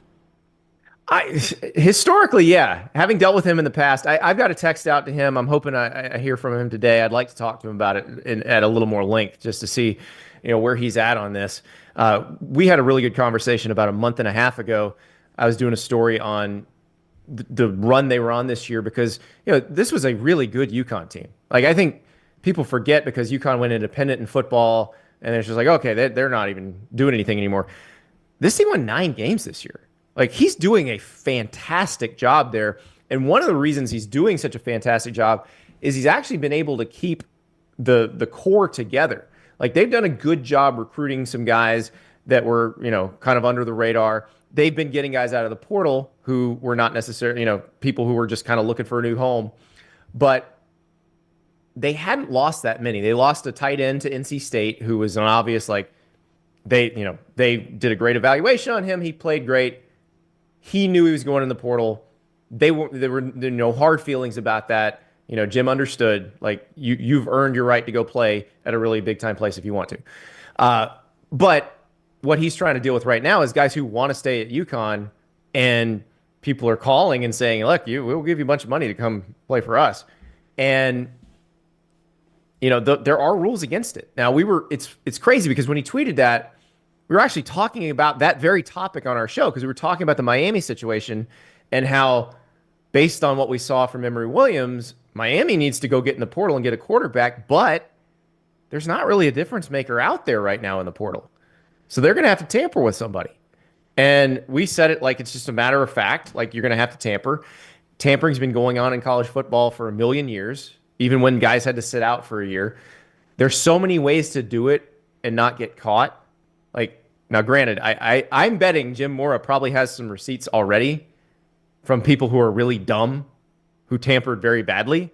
So I'm very curious to see if that's the case. But, I don't know what you do about it. And I think if you read Jim's tweets, because he's been responding to people who responded to him under that tweet, if you read his tweets, he said, I'm not really sure what the answer is either. Because, honestly, they don't enforce it. My thinking on this has been the coaches don't really want it enforced because they would like to reserve the right to tamper as well. But Jim's in a different position because of where they are in the food chain. UConn can't really tamper with anybody. But everybody can tamper with UConn. So if you're him, you don't really have anything to lose. I think when we read, all of us, Darian Mensah to Duke, $8 million for 2 years, we thought that was absolutely insane. Is there any validity? Yeah, I also didn't quite believe that one either. Yeah, there's the answer. Where do you think the number? You mentioned John Mateer. What do you think the numbers are? For Mateer, $4 million might make sense. Mensah to Duke doesn't make sense. Yeah, I think $2.5 million or so feels like the market rate for a good quarterback right now. It was $1.5 million last year. It went up because there's so much more money being pumped into the system with revenue sharing, the schools being able to pay potentially starting this year. So everybody's got more money. So that's why you're seeing the numbers go up. But yeah, I thought that number seemed a little off, but we'll see. I mean, the thing is, Mensa actually is one of the probably 3 most sought after QBs in the portal, maybe number 2 behind Mateer. So the fact that somebody would offer him a lot of money is not surprising to me. That feels like a giant amount that doesn't quite jive with the market. You know who I thought about when I read that was like Cooper Flagg reading that story, being like, "Wait a minute, yeah, hold on, whoa, I played Duke basketball. Yeah, what am I getting here?" Well, his is now. already set. I think I don't know what shoe company has Cooper Flagg, or if he's got a shoe company deal yet. Now he exists in a world that none of these football players will ever touch. That is true. That is a good point. All right, Andy Staples, Andy and Ari right there on 3 Sports. You can follow Andy on social media at Andy_Staples. We appreciate the time as always, Andy. Always fun talking with you. Thank you, guys. Appreciate it. All right, buddy. Take care. Andy Staples with us on the JohnstonRVCenter.com hotline. Before LT tells us about Dr. B, the Jim Mora tweet we were talking about, a simple note to the schools and coaches that have blatantly broken NCAA football rules by tampering with our players in the last 24 hours. We do know who you are, and we'll pursue all avenues to hold you accountable. We are excited that we built a program where coaches have to cheat to beat us, and we will protect that program. Think hard before you tamper with our players. That's from Jim Mora Jr. As Andy says, he's responding to several people about what to do in that. But it sounds the same way as the UTSA coach did, I think it was last year. Jeff Traylor. Yeah. Don't come tamper. I will name names. And he ended up not naming names. And that's which is normally what happens. And people tamper. Well, you think about 20 years ago, a game away from the Super Bowl with Michael Vick was Jim Mora Jr. You could have convinced him he was the UConn Now coach. he's in Stores. Yes. You know where you're going to be in 20 years? Stores, Connecticut. My gosh, what conference did UConn get in? Yeah. I got even more shocking news for you, Jim. Independent. You're an independent. Tell us about Dr. B keeping LT's hair from going independent. Yeah, Dr. B, best in the business. Look, if you're thinking about in 2025, one of your New Year's resolutions, how about to maintain your hair, to grow some back? Dr. Beckenstein is the best in the business. 205-319-0316. I do that non-invasive treatment 3 times a week, 30 minutes each time on the couch. Brown is doing it as well. Dr. B offers that Sensus transdermal infuser. This enables Dr. B to get various medicines and therapies into the scalp where the hair follicles are without using any injections. This is revolutionary, as Dr. B can pinpoint delivery of a patient's genetically specific products without any needles. Call Dr. Beckenstein and that great staff today, 205-319-0316. Tell them the next round sent you. For more information, t3hair.net. Let me give you this website right at the start here, aplusbathandkitchen.com. That is aplusbathandkitchen.com. That is the home of my man Brad Bell. A Plus is the group that did our master bathroom in the Brown home when it came time to update our master bath. My wife scoured the internet looking for the right person for the job. She talked to contractors, people that had used certain contractors, read a ton of reviews. She picked Brad Bell. We are thrilled she did because his crews did tremendous work. They were on time every single day, which is saying something when you're using contractors. They were clean. They were courteous. At the end of each workday, they brought us in and said, okay, here's the work we've done today. Does it meet your standards? I just cannot say enough good things about them. Here is the website, aplusbathandkitchen.com. That is aplusbathandkitchen.com. Or Brad's number, if you just want to fire him a text, 205-422-1758, 205-422-1758. He specializes in master bath, kitchen, and master bedroom closets. Brad Bell, aplusbathandkitchen.com. We appreciate you supporting all of our sponsors. Brad texted me the other day. He was like, man, I just bid a job over in Anniston, your hometown. So how about that? I appreciate the Calhoun County people reaching out to Brad Bell, too. That is fantastic. There's one coach that is still coaching in college football who's apparently his favorite saying is hot diggity damn. Which one of the 8 playoff teams left? Oh, it's a playoff coach. Coach says hot diggity damn. I'm going to say Kirby and Sark go a little harder than that. Yeah, I would say that too. I'm looking for, who is our oldest coach? That is pretty old saying. Oh, you know who it is? Who? Spencer Dinwiddie. Oh, at Boise? Or Spencer Danielson, excuse me. Spencer Danielson at Boise? It is actually our youngest coach. Oh, it's Kenny Dillingham. Hot diggity damn is his favorite saying according to his players. And also, he used to work for Gus, so I could believe that. That sounds very Gus-like, doesn't it? Yeah. Yep. And apparently he has a fascination. This is from an athletic story today. He has a fascination, according to his players, with creating AI-generated music. And I think, Tyler, the way this works is on an AI-generated music app, I can just throw out a bunch of words and it would put it to a song. Is that the way the way it reads in the story is like after they won the conference championship game this year, he sent out a tweet with a Bob Dylan sounding music playing in the background of him watching tape the next morning of basically Arizona State beating Iowa State. We're in the playoffs. Where have we come from? How did this happen? And he just threw these phrases in there, and AI created a song and put it to a Bob Dylan-like voice. Well, you better proofread it. Yeah. Yeah, there's a lot of people who go viral for making those. I've seen Hank Williams singing "Get Low" by Lil Jon. See, I like those actually, and it blows me away. Wow. Or they'll take like a Hank Williams song and put it to the tune of "Get Low" or something like that. Yeah, I saw one. It was a Hank Williams singing "Straight Outta Compton."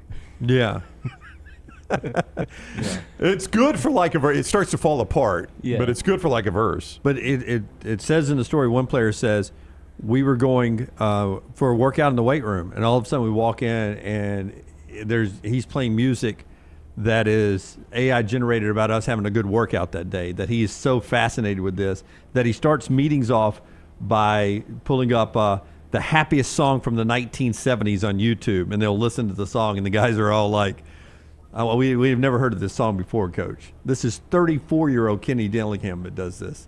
Fascinated with music, apparently. I would take shots at it, but the guy took a team picked dead last of the Pac-12 and got a bye. Yeah. So I don't, or the Big 12, excuse me, dead last of the Big 12 and got a bye. So I don't know how you can say anything about this guy other than positives. They love him, according to that story at The Athletic. And that's a fascinating game, Texas and Arizona State in Atlanta. And Kenny Dillingham said as much, and we said this a couple of weeks ago, the problem is Arizona State was playing their best football.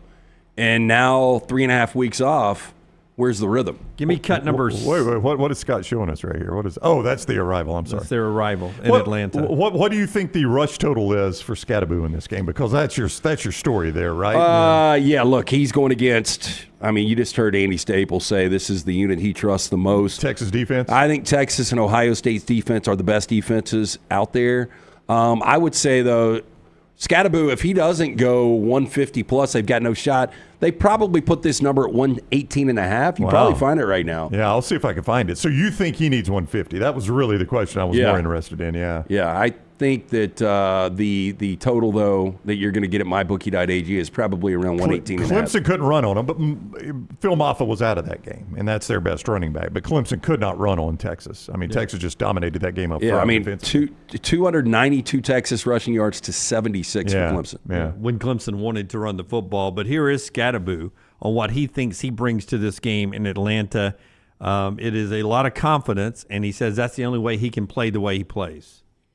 I don't like speaking on other players, but I'm in one of the 4 biggest conferences in the country, and I'm doing it at the highest level. It's simple. I believe that I'm the best because I always think I'm the best. I'm going to continue to think I'm the best, even if I'm a third string in the NFL or a starter. I'm going to still think I'm the best in the league, just because that's who I am and that's what I believe in. And if you have that mindset, you never know where you can end up. So. I constantly preach that to myself, and obviously you've seen it the last. My stats have been what they have been, but if you really watch the tape, it's different. And then also, I've missed a football game this season. Imagine if I didn't miss the football game. Imagine if I didn't have an injury that caused me to miss a football game. It could be a completely different story standing here today. Being compared a lot to what Ashton Jeanty has done for Boise State. Well, look, he's got almost 1,600 yards. He's got 19 rushing touchdowns. They're completely different backs. His leverage, though, and I forgot who it was. I guess it was maybe Klatt or Heward that was talking about him and saying that in the offseason that Kenny Dillingham said, look, if you want to be serious about being an NFL running back, you got to get control of your diet. And you got to cut out these sugars, and you got to get your body really in shape. And he has shaped up a lot, and, he's explosive. And if they are going to win, Sam Leavitt's been really good at quarterback, but it's going to be Scatterboot making big plays against this Texas defense. Leavitt can be tremendous. If they don't have that guy running, I don't see how they win. But I think Leavitt has been really good. He has been. The Scatterboot story has sort of covered up how good Leavitt has been this year. No, he's played really well. I just don't think they can be that one-dimensional and beat Texas defense. I mean, they've got to have some balance. 24 days off is what it's going to be to kick. And I would say, you guys agree, biggest game in Arizona State history. The Rose Bowl with Jake the Snake is probably the previous one. Yeah, with Bruce Snyder and going against Ohio State. Yeah. But they had no chance. I don't think they had any chance at a national championship that day. Yeah. Yeah. So that's probably the previous one. So, this is it. Yeah, this is keeping a hope for a national championship alive. That one may have that day. I can't remember how the polls were working. I don't feel it. Do you guys? I can't see it, no. And it's not the offense of Arizona State that scares me the most. It's the defense against what I think is a dynamic receiving core. And Isaiah Bond is going to be back playing for Texas in this game. So Bond will be available for Texas against Arizona State. All right, when we come back, we'll do our spotlight today. It's on Ashton Jeanty and where he fits into the NFL, a Mel Kiper story at ESPN.com, and a lot more college football to get to. Auburn basketball in action tonight. We'll hear from Bruce Pearl on the number one in all the power rankings basketball team down at Auburn. Big win for Alabama yesterday as we get ready for SEC play. Show being brought to you by the folks that bring us Lance's Lock every day, Hemp Hill. And Lance'sLock.com, where if you're wanting to bet on a bowl game, good place to go. Smoking bowls right now. I will tell you. How about that? Smoking bowls. I think that's illegal. We need a T-shirt, a Lance's Lock T-shirt on the fly right there. I believe that's illegal. We are smoking bowls right now. We are the NFL. We've struggled a little bit. We'll pull back out. We still had a good NFL year, but the bowl season has been incredible. Jump on board with us. Always brought to you by our friends at Hemp Hill Services. Trust the name Birmingham has trusted since 1954. Whether you experience plumbing, heating, or cooling issues in your home or business, they are ready to serve you. 205-229-2090 or hemphillservices.com. Speaking of those bowl games, right now there's actually one today where Missouri, playing for the SEC, is I don't know why I said it that way, like Missouri would be playing for anyone else. They're defending the Shield, the SEC Shield. It just means more. They're a 2.5-point favorite over Iowa in today's bowls. Tomorrow, Alabama up to a 13.5-point favorite, almost a 2-touchdown favorite over Michigan, with many starters playing. And just look at some of the SEC games. South Carolina a 10-point favorite over Illinois, and LSU a 3.5-point favorite dog to Baylor. The college football playoffs kick off tomorrow night as well, where Penn State's an 11-point favorite over Boise. Texas a 12.5-point favorite over Arizona on New Year's Day. Ohio State in the Rose, a 2.5-point favorite over Oregon, and Georgia in the Sugar, a 1.5-point favorite over Notre Dame. You can play all those games right there at mybookie.ag. Code next round when you sign on, where right now they are going to give you a 50% sign-on bonus. You make your deposit, 50% bonus up to $1,000 at mybookie.ag when you use code next round. Now, many of you are like, boy, I really wanted that casino bonus. So next, the folks at MyBookie are like, okay, we'll take care of that too. So if you sign on and you want the casino bonus, use code TNR Casino. That's a 300% bonus up to $2,000.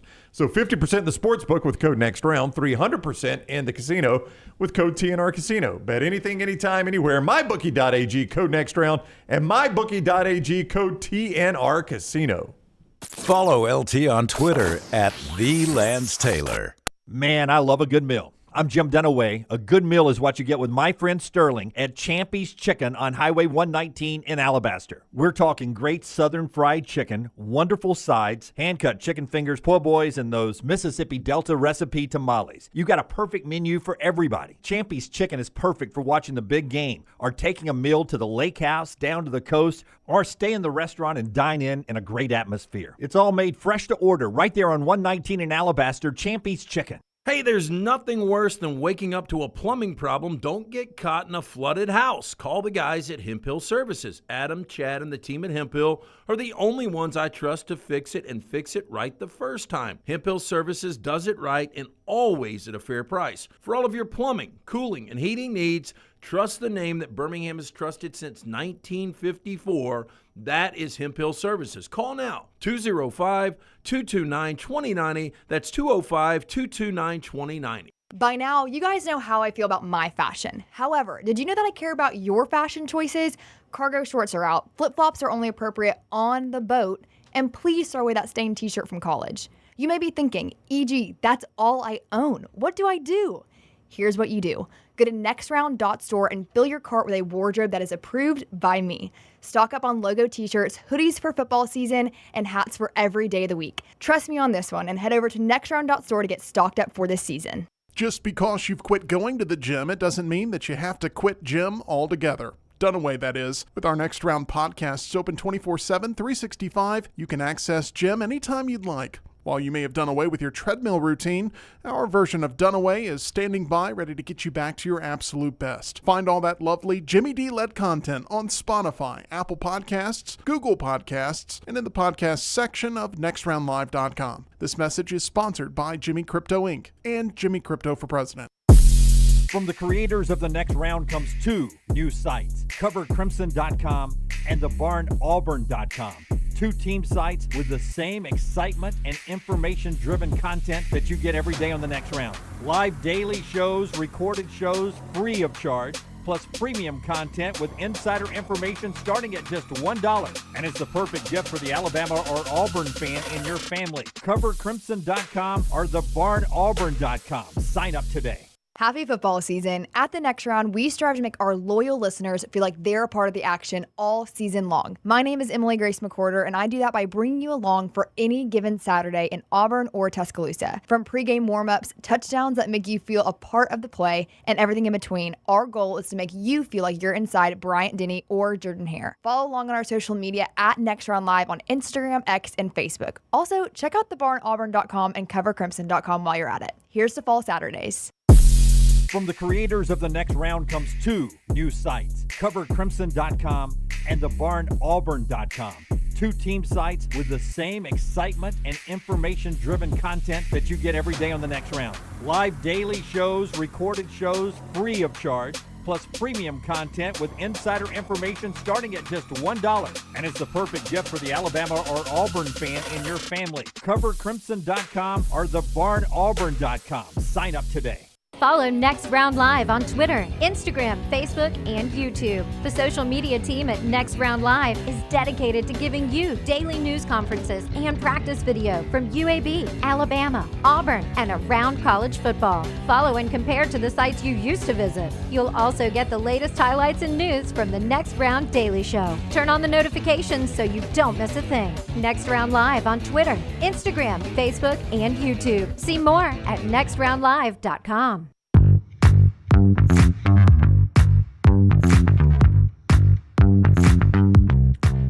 Back with you on The Next Round. LTD&B, Forrester, Melton, and Tyler behind the big glass. EG handling all of our reporting duties, wrapping up 2024. I have the hiccups, been drinking early this morning. Wow. Taylor Corn with everything in social media at Next Round Live. Give us a thumbs up and make sure you follow us on all platforms, including our basketball coverage. I mean, what do you do when you have the hiccups? Nothing you can do. Yeah, I don't think anything works. I don't either. Have you, like, they try to scare you? My headphones have completely gone out. I'm sorry. I'm going to change. Which is more annoying, your headphones or my hiccups right now? Well, I can't even hear your hiccups because I have my headphones in and they have completely Well, they weren't making noise. They just interrupt my frequency of broadcasting. Yes. So there's the theory, like, I can yell at you and scare you, and it gets rid of the hiccups. I don't think it works. Upside down. Hold your breath. Water, hold your breath. I don't think any of it works. Yeah, so we'll just fight through it here. But Taylor Corn handling everything social media, including our basketball coverage yesterday from Tuscaloosa. If you'll give me cut number 2, Aiden Holloway yesterday for Alabama hit 8 3-pointers. 26 points to lead Alabama. And the Tide beat, it's a quad 3 win. They just annihilated South Dakota State and covered 22.5, beat them by 23, 105-82. And how was that crowd, by the way? I watched a little bit on TV. It was probably about 11,000, if I had to guess. It was unbelievable on a Sunday afternoon, including Nick and Terry Saban. I told Taylor, I said, I just said hi to the Sabans. And, You would think with his football background, NFL background, he'd be at home watching the NFL. that shocks me. Yeah. That's the thing is like I was at Walk-Ons for a little bit of it, and it was on one of the TVs, but like I couldn't pay attention to it. There was too much going on with the NFL. So Aiden Holloway scores 26, 21 from Philon, 20 from Sears, 17 early points from Nelson. They beat South Dakota State, but 19 three-pointers. Here's Aiden Holloway on getting the green light from Nate Oates to shoot because he shot a lot yesterday. How much does it help knowing you have a coach who, gives you the confidence to keep shooting even when you miss a couple early threes? And how nice is it to have this many attempts and be able to have the three-point barrage that you did tonight? Man, it's really nice. It's kind of like crazy because like he gets like mad like when I don't shoot, and like that kind of like just throws me off. And then I have to like take a second to just like be thankful and just go out there and play and do what I do. I'm just grateful that, you know what I'm saying, he instills confidence in me and just let me play my game. He's not afraid to shoot. I mean, that's what is crazy. Here's Nick and Terry at the game yesterday. I mean, 21 attempts off the bench, but when you've got a weapon like that could come in and hit 8 threes and go for 26, I mean, that's a great luxury to have. I mean, 55 of the 78 shots they put up were threes. My point was going to be, if there was one guy that I would think Oates never has to say a word to about shooting, it's that guy, Aiden Holloway. I mean, he is not afraid to pull the trigger. Well, before we put up the Saban picture, this was my point on the soundbite.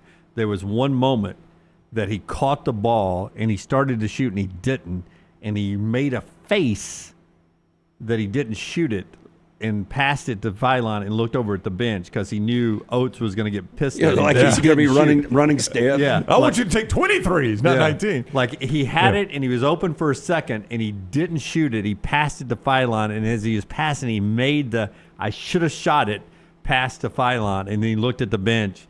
And Oates just gave him that Oates look that he does. So Auburn finishes their best pre-conference season ever tonight. Cut number 3, Tyler, Bruce Pearl, on how well his team has played. One more game to improve against 2-10 Monmouth tonight at Neville Arena before they get into SEC play. Here's Bruce of everybody's number 1 team, the Auburn Tigers. From a reflection standpoint, we're playing good basketball at both ends of the floor. We're sharing it. We're shooting it. I think we're defending it well. We're rebounding the ball a little bit better.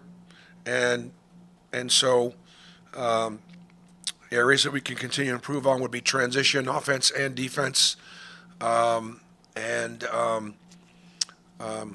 Continuing to be able to, as we get ready for the league play, teams in the league really know us. And they'll throw lots of different things at us. We're going to start seeing more zone.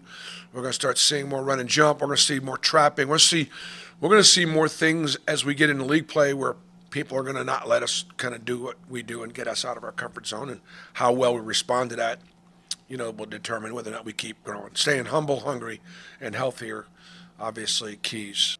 5:30 ESPN Plus tonight from Monmouth and Auburn, and then do you know the point spread, by the way? I would guess in that I know game, Lance knows it. I would say 38.5. Oh, wow, that's pretty good. 37 at mybookie.ag right now. Yeah, I'm on that app. I think I would take Auburn and lay the 37. I'm on that app way too much these days. Take Auburn, lay the 37, Jim. Missouri and Auburn this weekend starts SEC play 3:00 on Saturday. Taylor will be there. I'll be in Tuscaloosa for Oklahoma and Bama. Saturday at 5:00. Our coverage on our social media platforms and posting pregame all the way there throughout the season. It's just ridiculous, these SEC games. I was talking. It's going to be unbelievable. It's going to be so much fun. A friend of mine over in Gadsden, you guys know him, Kevin Riggin, been in the car business for a long time. And Kevin played basketball for our buddy Coach Jones at Jacksonville State. And he and I actually were catching up this morning. And we were just talking about the meat grinder that is the SEC. And I don't know what you guys think the record will be required to win this thing. To win the league? To win the league. I was talking to somebody yesterday that that legitimately, if you're 8-10 in the league, you will get an NCAA tournament. Oh, yeah, 100%. Yeah. I think 13-5. You think 13 is the number? I think it is. So I was talking to somebody at church. It's too much. A big Bama fan at church told me he thought 14-4. I was like, man, Tom, if a team goes 14-4 in this conference, they'll be the number 1 seed. I mean, they're not just going to win the conference. I think they might be the number 1 seed. Or as Lance would ask Greg Sankey, what if you have a bunch of 12-6 teams? Which is the more likely, right? I Which is a possibility. did see updated odds. I mean, Auburn is by far your favorite to win this conference. Yeah, Taylor sent out a graphic on our social media platform that has Auburn the favorite to win this league. But, I mean, you can set – I'm not saying they've got a beneficial schedule because there's no way to dance around great teams in this league. But they don't have to play a couple of the big boys twice like some people do. Some people don't play, some people have an easier schedule than Auburn, which I think could factor into maybe how Auburn or Alabama could not win this thing. The MyBookie.ag chat room, Brody says 14-4. Stacy Blackwood, Cover Crimson, hanging out in there. CoverCrimson.com says 12. We'll win the league, maybe 13. Stacy could see. Bobby says 14-4, and then you'll have a logjam at 13-5. I'm telling you, 13-5 is a heck of a team in this league. I think the logjam will be at 12-6. There's the betting odds. Auburn at plus 145, then plus 220 with Tennessee. 550 is the next big jump to Alabama. Then you go Florida, Kentucky, Mississippi State, A&M, Texas, Ole Miss. I think they're all tournament teams. Who's that logo next there? That's Arkansas. Yeah, Oklahoma. So random question, not regular season. Regular season championship to me a lot more. You guys would agree. Yes. Means a lot more than and me. it carries way more weight with the selection committee we've seen. So do you think Alabama fans would rather get that 10th win and beat Michigan tomorrow or win the SEC basketball tournament? Win the SEC tournament. Yeah. Oh, the 10th win in football. Just to keep the streak going that you brought up. I think so. We're going to play a little detective here. If they win the tournament, well, it's going to help their seeding, obviously. it is going to help their. Well, not necessarily. It didn't Auburn last year. It's going to keep you in. Is it Nashville this year? Yeah. I don't know where all the sites are. I would say if you're good enough to win the SEC tournament, that probably meant your regular season record was pretty dang good too. Yeah.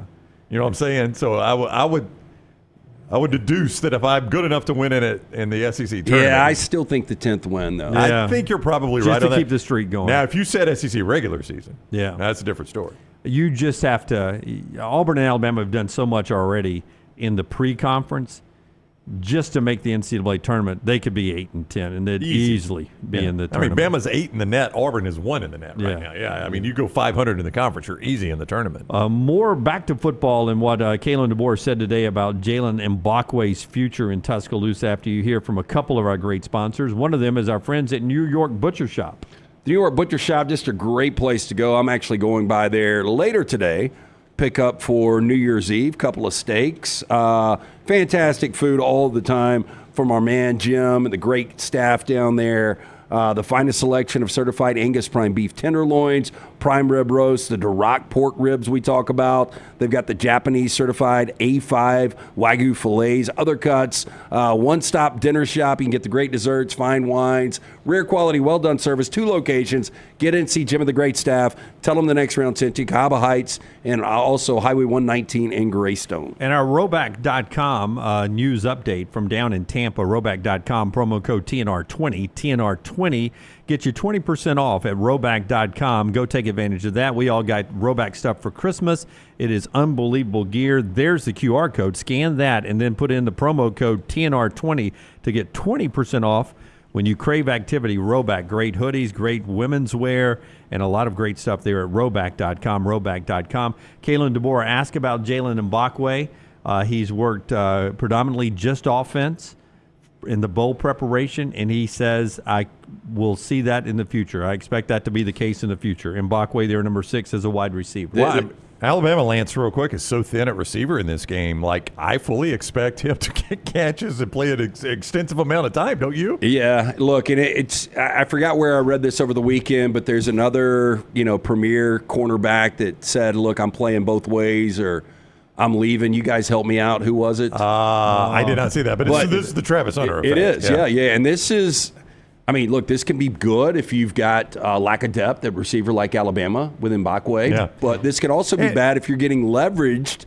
by a player that wants to be the next Travis Hunter. And that depth is a bowl issue. Alabama is going to have depth at receiver next year, but Mbakwe, there's no reason he can't be.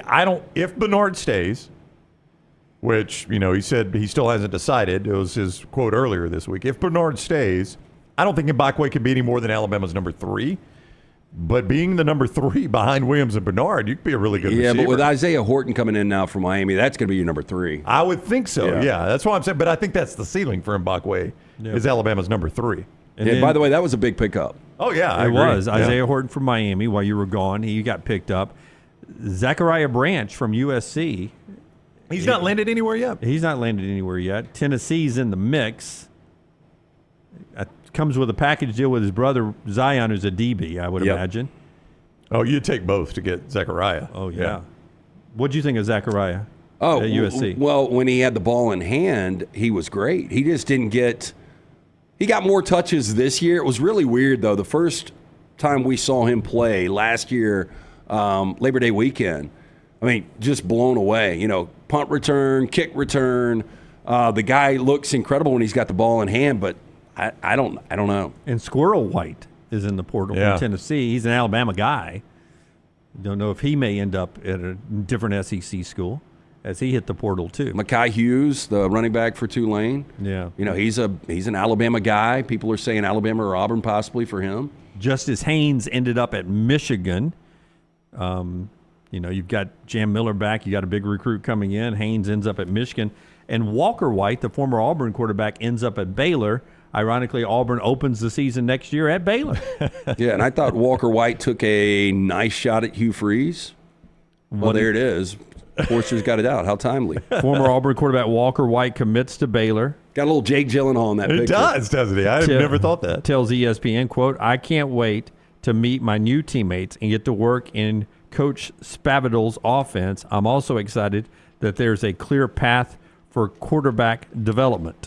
End quote. That is a shot. There's no other way you can put it. No, you're right. It is not a direct shot. It is an indirect shot, but a shot nonetheless. Yeah, I mean, it's like, how can I at least take one final shot on my way out the door without it making look?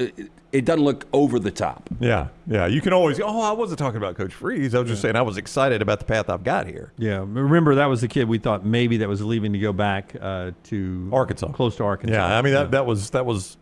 It looked like when he initially left Auburn, which caught Auburn a little bit by surprise, that Arkansas would be the clear favorite there, and turns out he goes to Baylor. Yeah. A friend of mine in town for my buddy's son's wedding this weekend. We're sitting there having a nice Buffalo Trace nightcap, and he's a big Iowa guy, Iowa football season ticket holder. Boy, Poor guy. And he goes, he's hit the Buffalo Trace hard. He's like, what am I getting in Hank Brown? And I said, I don't know. He's got a lively arm. He started one game against SEC competition, it was against Cal. He started, right? No. It was he got to start after Cal. Yeah, it was SEC. It was game. Oklahoma, right? Oh, it was Oklahoma. Yeah, it was Oklahoma, and he got replaced at halftime. So he looked overwhelmed. Yeah. And I said, but you're not expecting him to be QB1. Right now we are, yeah. And I was like, ooh. Oh, Hank Brown's their QB1? He said best quarterback they have on scholarship right now will be Hank Brown. Oh, they are in trouble. Yeah. They're in the mix for this South Dakota State kid, but I think he's going to follow his coach to Washington State. So I was looking for a quarterback if Hank Brown's not the guy. Well, I would just say. That's where my buddy went. Hit me again, Jimmy. Let's do the McCurry Spotlight. Tyler, hit that open, man. The College Football Spotlight. If you need a car, truck, or van, rent from McCurry Van and Car Rental, the local rental company you can depend on. All kinds of vehicles to choose from. That includes trucks, SUVs, and passenger vans. Easy to rent. In and out fast. Locations in Athens, Muscle Shoals, Huntsville, 2nd Avenue Northwest in Coleman, and Tuscaloosa Skyland Boulevard, 256-559-1003. But just hit that website, McCurryRentals.com. That is McCurryRentals.com. Mel Kiper Jr. is our spotlight today on Ashton Jeanty. Of first-round running backs since 2013, where does he rank Ashton Jeanty? Before we get to the list, I will point out that Derrick Henry was a second-round pick, so he's not on this list. Yeah, I mean, I know Bijan was the last, I think, 2 years ago. I know Todd Gurley went number 10 to the Rams. I tell you what, though, when we start talking about the diminishing value of a running back, you watch what Saquon Barkley has done for Philadelphia this year. You watched that game last night with Bijan Robinson. I mean, Unbelievable. The touchdown run to the pylon. the one that where he ended got up- marked out. that That was a heck of a run. Being yeah. a half yard Yeah. short because of his ball placement. That burst of speed he had to the corner was unreal. Well, and I know you think it's been against lower competition. I think when you see Jeanty in the NFL, I think he's better than any of these guys. Better than anybody in this list. Saquon Barkley, who just I rushed think he will be for 2,000 yards. I think he will be. Okay, Wow. 16 guys. Excuse me, 15 guys since 2013 have been drafted in the first round running backs. Okay. Now, Fournette was one of those guys, too. Yeah, sixth is where Mel Kiper ranks him.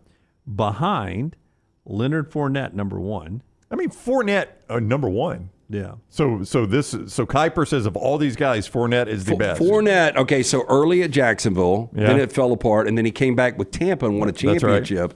And that was a big redemption part. McCaffrey's number two, according to Kiper. If he could ever stay healthy, it'd easily be number one. Easily number but one. But he can't. Bijan, number three, according to Kiper. so far, I don't disagree with that. He's just got a lot more But career where's left. Saquon? Zeke Elliott, number four, according to Kiper. I mean, had great early years with the Cowboys. But boy, bad finish. Saquon is five. Now, Saquon's had the injuries, too, I guess. He has. He's been healthy this year, and you see what happens when he's healthy. Then he threw Ashton Jeanty in at six. That's where he projects him. So that's a pretty good company. Oh, yeah. He puts him ahead of, at seven, Josh Jacobs. You know, Jacobs has had a solid career. He's pieced it together in different places. Led the NFL in rushing Yeah. 3 years ago for the Raiders. Yeah, but I mean, he's in a good spot right now, Josh Jacobs is. Number eight, Jahmyr Gibbs. There's so much unknown right now, but in that system, Gibbs could have a tremendous career. Number nine, he has Todd Gurley. Well, it was a bust. Lance loved him, though. He wasn't a bust. He was the AP Offensive Player of the Year in 2018. How many good seasons? He's a first-round pick. How many good seasons did he give the Rams? Oh, my gosh. 16, 17, 18, 19. Those are all good seasons? Yeah, and then the Falcons had one or two good seasons. Najee Harris, 10. So you have a series of Alabama guys right there, 7, 8, and 10.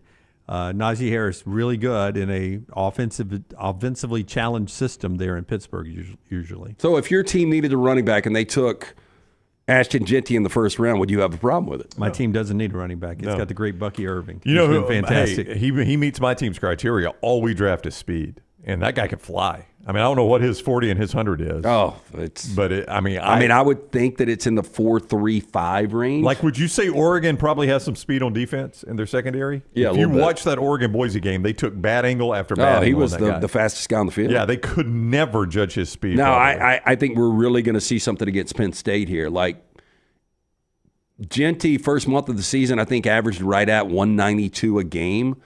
And I don't think Penn State's given up more than 175 rushing yards. All season? So, yeah, like if he – no, I'm talking about in a game. No, I mean yeah. in a single game Yeah. this season is what I'm saying. Yeah. I think if he goes out and tears them up, I mean – Something's got to give is what you're something's saying. got to give because you know they're doing everything they can. Maddox Mason is the guy that has got to beat them. Hang on. I was just going to pull up rushing defense just to see. Penn State has allowed 183 against Oregon in the Big Ten championship game, 176 against Ohio State, 189 at Southern Cal. That was a game that went to overtime, to be fair, in the 189. But they have never given up more than the 192 that he averaged. And 121 to Bowling Green. Those are the four games anybody has exceeded the century mark on them. Keep in mind that Penn State Boise State game is tomorrow night, 6:30. You've seen the playoff games on ABC and TNT. So where do you think the game is tomorrow night? That's going to be on ESPN. It's on ESPN. All this round of games are on ESPN, main ESPN. Make you work for it, man. You got to find it. What's on ABC all day Saturday? I don't know. That is a great question. Are they doing not NBA? Saturday, January 1? January 1. Are they doing NBA on New Year's Day, or is it? It's not hockey. I don't know. Yeah, I don't know. ESPN for this round of playoffs on all four games, including starting tomorrow night. Same network you get Alabama, Michigan on 11 a.m. on ESPN, and then a day of bowl games where you flip back and forth between ABC, ESPN, and then tomorrow is the one CBS bowl game, Louisville and Washington, as they play tomorrow as well on New Year's Eve. All right, when we come back, we've got our 4 downs and a lot more. That's our spotlight brought to you by our friends at McCurry. McCurryRentals.com. That's the website. McCurryRentals.com. And our friends at Rhoback.com. I showed you a little bit of them earlier, but I got a really cool two-tone hoodie from our friends at Rhoback for Christmas. Did you guys get any Rhoback I did, stuff? absolutely. Rhoback, I got 2 hoodies, 2 Rhoback hoodies for Christmas. And one of the reasons I got them is somebody said, I heard you say on the show, it is the most comfortable hoodie you could wear. I was like, fill it for yourself. I got Jack and Jace each 2 hoodies. Like I got the normal thin like performance hoodies that we've got, but they've got a thick hoodie now. So I got them the thick hoodie, and then for the first time, I got them joggers. Yeah. Those are fantastic. I saw what little T and Forrester got was Auburn gear. Remember, they got some fan gear there as well for Christmas. And EG got a really cool sort of a mid-cut right at the belt women's outerwear. It works great if you're working out, running outside and stuff. A ton of stuff. Rhoback.com. Promo code TNR20 gets you 20% off at Rhoback.com. Don't forget our friends at MyBookie as well. We're back in a moment here on the next round. Follow Brownie on Twitter and Instagram at Ryan Brown Live. A legendary coach once said, "It's not the will to win that matters. It is the will to prepare to win." Hi, I'm Bobby Humphrey, Vice President of Business Development for Bryant Bank, and I can tell you that our Bryant bankers have the dedication and experience to put together a financial game plan that is right for you. At Bryant Bank, we specialize in community banking and offer personal and business loans, checking and savings account, mobile banking, and treasury management services. Stop by one of our 18 offices across the state of Alabama to find out what unbeatable service and legendary results are all about. Remember the name Way to Wellness if you're battling weight loss in your life. I'm Jim Dunaway from the Next Round. There was a time I was over 216 pounds until Way to Wellness helped me lose 45 pounds, and now for over 2 years, they've helped me keep that weight off. Here's their website, aplanforme.com, aplanforme.com. That's a great name for a website because there's no cookie cutter plan. Everything is designed specifically for you. No contract, no sign-up fees, and your first consultation is free at Way to Wellness. This hour of the next round is presented by the Birmingham Racecourse Casino, now featuring 7 days of giveaways with your chance to win a share of up to $125,000. The more you visit the Birmingham Racecourse Casino, the more chances you have to win. Twin Peaks is the best in the game. Here, you're in the red zone for every college rivalry and divisional matchup all season long. On game day, you never have to decide which teams to watch, only what combination of bites, burgers, wings, and more to order. Plus, where else are your favorite draft beers always poured at a frozen 29 degrees? Only at Twin Peaks, the #1 sports bar.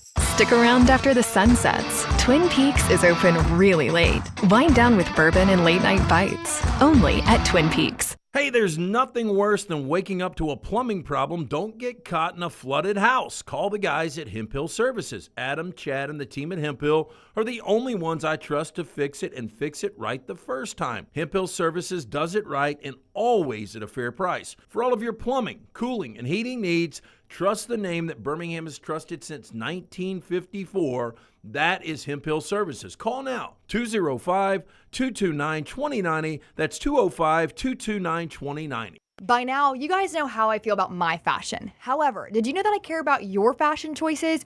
Cargo shorts are out, flip-flops are only appropriate on the boat, and please throw away that stained t-shirt from college. You may be thinking, EG, that's all I own. What do I do? Here's what you do. Go to nextround.store and fill your cart with a wardrobe that is approved by me. Stock up on logo t-shirts, hoodies for football season, and hats for every day of the week. Trust me on this one and head over to nextround.store to get stocked up for this season. Just because you've quit going to the gym, it doesn't mean that you have to quit gym altogether. Dunaway, that is. With our Next Round podcasts open 24/7, 365, you can access gym anytime you'd like. While you may have done away with your treadmill routine, our version of Dunaway is standing by ready to get you back to your absolute best. Find all that lovely Jimmy D-led content on Spotify, Apple Podcasts, Google Podcasts, and in the podcast section of nextroundlive.com. This message is sponsored by Jimmy Crypto Inc. and Jimmy Crypto for President. From the creators of The Next Round comes 2 new sites, CoverCrimson.com and TheBarnAuburn.com. 2 team sites with the same excitement and information-driven content that you get every day on The Next Round. Live daily shows, recorded shows, free of charge. plus premium content with insider information starting at just $1. And it's the perfect gift for the Alabama or Auburn fan in your family. CoverCrimson.com or thebarnauburn.com. Sign up today. Twin Peaks is the best in the game. Here, you're in the red zone for every college rivalry and divisional matchup all season long. I mean, where else are the scenic views as good as your view of the game? Only at Twin Peaks, the #1 sports bar. Jim Dunaway, Lance Taylor, Ryan Brown. Live from the Birmingham Racecourse Casino Studios, the next round, presented by Bud Light, is on now. Hey, a couple of familiar names getting new coaching jobs. Remember Paul Rhodes? Iowa State. Yeah, it was Iowa State head coach. Was he not on a Gene Chizik staff? He was, defense coordinator. For Auburn's national championship team? Chizik's was Ted Roof. And I don't think Rhodes, I'd have to look at the year he took over at Auburn. It seems like Rhodes was at Auburn at one point. No, he was definitely at Auburn. I'm just trying to put the year on it. He followed Chizik at Iowa State, right? Yes. I think so. I think you're right about that, so. Yeah. He's now the linebacker coach at Mississippi State. Sam Shade, former Alabama DB, who did a wonderful job at Miles College, is the new coach at Alabama A&M. So Sam Shade moving from Miles to Alabama A&M into the SWAC there. And then Sam Pittman, who we thought would probably not be back for another year, by winning the bowl game over Texas Tech, gets an automatic 1-year extension and an automatic $250,000 a year raise. For the Liberty Bowl win? Yep. Like, I don't, he's done a good job. He's one of those guys you pull for. If you're an Arkansas fan, is that the guy you want? I don't know. I think if I'm an Arkansas fan, I feel like I can probably at this point do better. I think Sam's done a good job for me, but I think paying what people are paying now, I think the problem is you have a situation like a Shane Beamer. And you're like, well, damn, if South Carolina can do it, or if Arizona State can do it, or if Indiana can do it. Now, I know we are very partial to this guy, and he did not finish well. I get it. But if you ask more Arkansas fans, do you think John Summerall can do a better job here than Sam Pittman? I think most of them would say yeah. Well, hey, I was going to bring up Summerall at some point. Do you guys think he looks at North Carolina now and he's like, damn, I should have gotten out of Tulane, just because you can't keep players? It is impossible at that level to keep players. Well, they're paying Belichick $10 million, I believe. Now, he was not going to get $10 million, but if they've got that kind of money. But even if he was getting half, and then half of the war chest that is what, That's reported right. 20? Yeah. If Summerall was told, hey, we'll give you $5 million a year, we'll give you $10 million a year in NIL.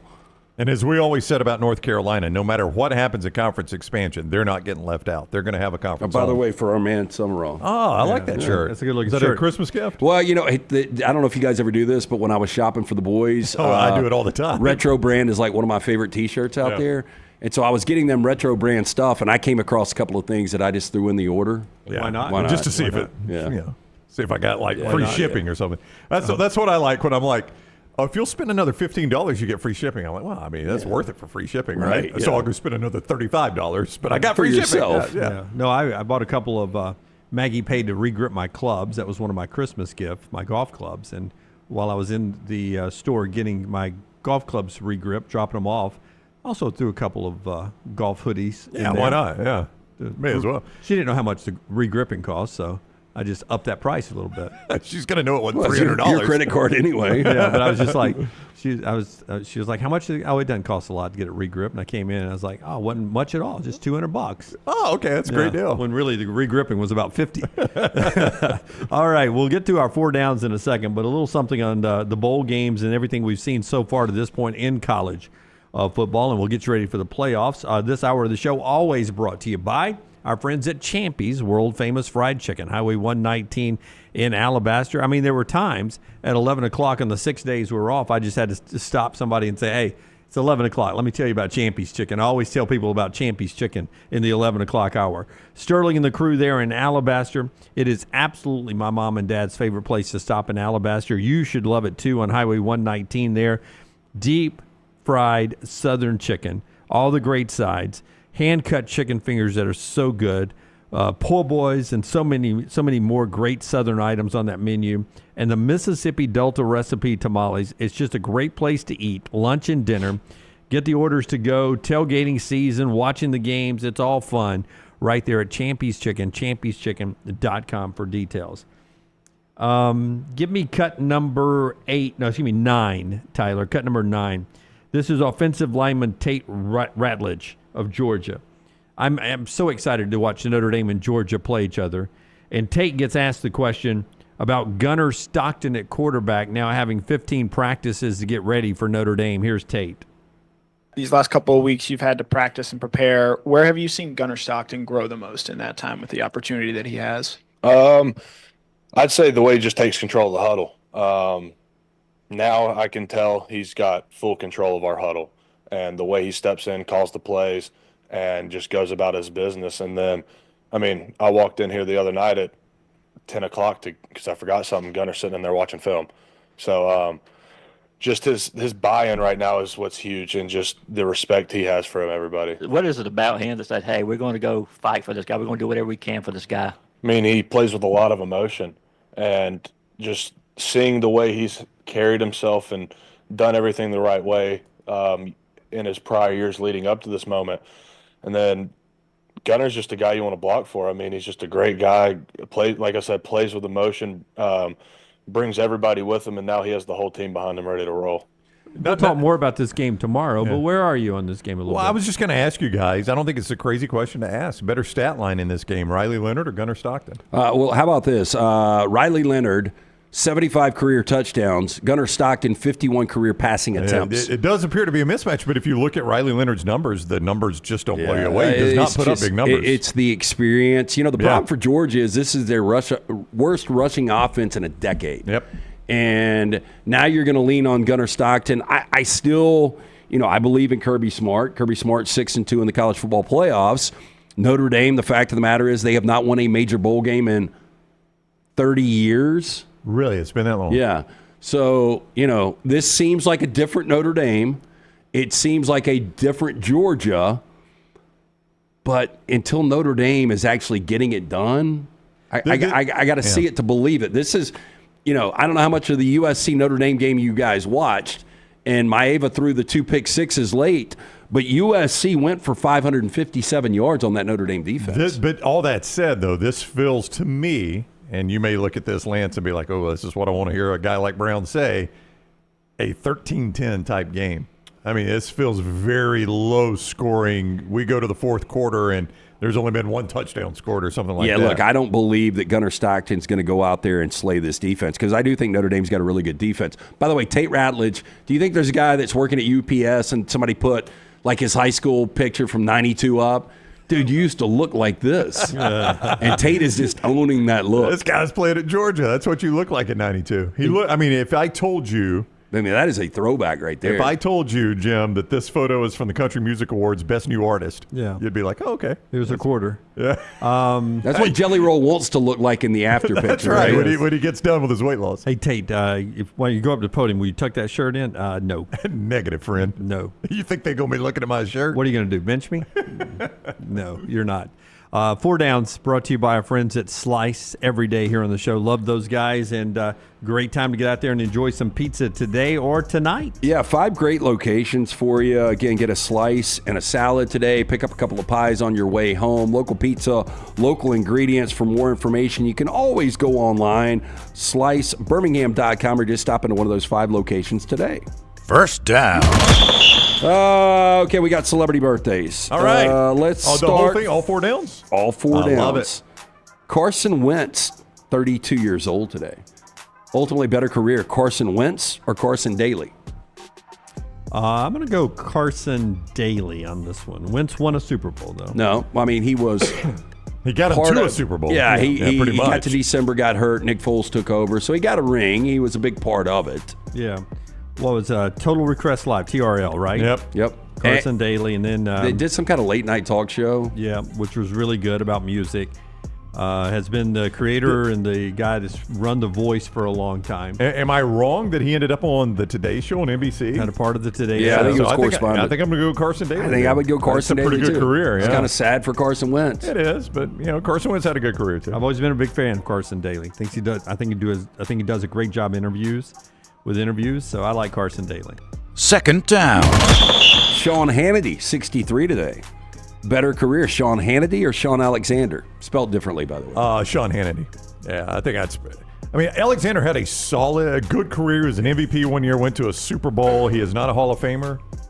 I don't think he will be. I don't think his time has passed. Yeah. Sean Alexander will get in the Hall of Fame. Sean Hannity has been very much top of the game in political commentary and political talk for a long, long time. Just married, I saw over the weekend. One of the news anchors, also from Fox. So a little Fox on Fox action there. Oh, wow. Yeah. So good for him. Sean Alexander. Guess they had to report that to HR? I guess so. I guess you give him a heads up, right? Sean Alexander for me. 4 touchdowns, 1 game at LSU, SEC champion in 99. 99, yeah. If not for a missed extra point, beats Brady and Michigan at the Orange Bowl at Y2K. Wins an NFL MVP. I mean, how hard is that to do? It's hard to do. quite As hard a to running do. back, it's really hard to do. Yeah. There's only one of those a year, right? That is correct, yes. Yeah, I'd go Hannity. Yeah. And then he was in one of the worst Super Bowls of all time. Oh, Super Bowl 40. That was not Detroit. fun, was it? No. Should have known going to Detroit. Third down. LeBron James, 40 years old today. LeBron James. LeBron James or James Hetfield? Look at Tyler laughing at me. LeBron James. I would go LeBron James. Who's I'd James probably go Hetfield? James Hetfield. Wait a minute. Who's James Hetfield? Just guess. Wait, No, what did you say? I would go James Okay, Hetfield. Okay, you go James I- Hetfield. Just guess who James Hetfield Yeah, is. just take guess. Reel off guesses to see who he is. I get 3 guesses. You get 3 guesses, and I'll tell you which one is closest. And you see my play, though. LeBron James, and then James Hetfield. Yeah. So serious work I put into this stuff. Yeah, I noticed. James Hetfield is either going to be an actor or a musician because I'm bad at knowing who those people are. Okay, so you're going to narrow it. Yes. So my first guess is going to be in the acting realm. Right. He was the governor in Walking Dead. James Hetfield, the governor in Walking Dead, is not correct. Yeah, look, well, let me say this though. I don't want to landslide. I do try to make this somewhat comparable. No, this is very close. Actually, yeah. So I don't think the governor and the Walking that's a great Dead. point. So LeBron James go a little bigger than Walking Dead. is governor. considered, I guess, the second greatest basketball player in NBA history, though I put him somewhere around 6 or 7. Wow. So I'm going to go to music now. I actually want to hear the top 5 in front of him, but let's go. Let's finish this first.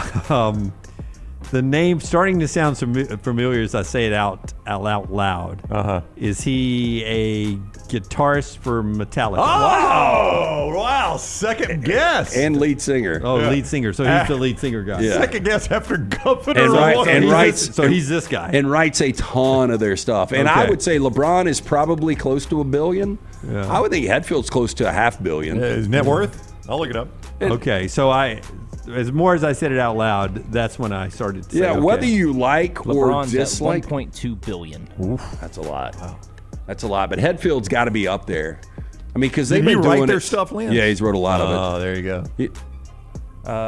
James Hetfield is estimated to be around 300 million. Okay. Well, he's not going to go broke. No. No. But, I think on their game and the longevity, you can make an argument as far as like metal/hard rock. They've been the best for decades. Yeah, here's the problem. Like, Dunaway's right. LeBron's in the discussion for the best of all time. Is Hetfield in the discussion for best guitarist of all time? I would say no. You would say no? Well, he's not the lead guitarist. Yeah, Kirk he's Hammett is rhythm the- guitarist That's true. and mainly handles lead singing duties. And I would say he would definitely be in this discussion For for vocalist? for best metal vocalist of all time. Metal vocalist. Yeah. See, but you had to put a You do qualifier have on to, there with yeah. metal. Yeah. Well, I mean, he's would not- you call LeBron the best athlete of all time, or Oh, that's one a of the good- best basketball players of all Great. time? That's a great comeback right there, Tyler. Very well Tyler, done. were you on your debate team? Yeah. I was not. Yeah, I would say that some of Debating the, Manning? I would say the best. I'd say the dumb.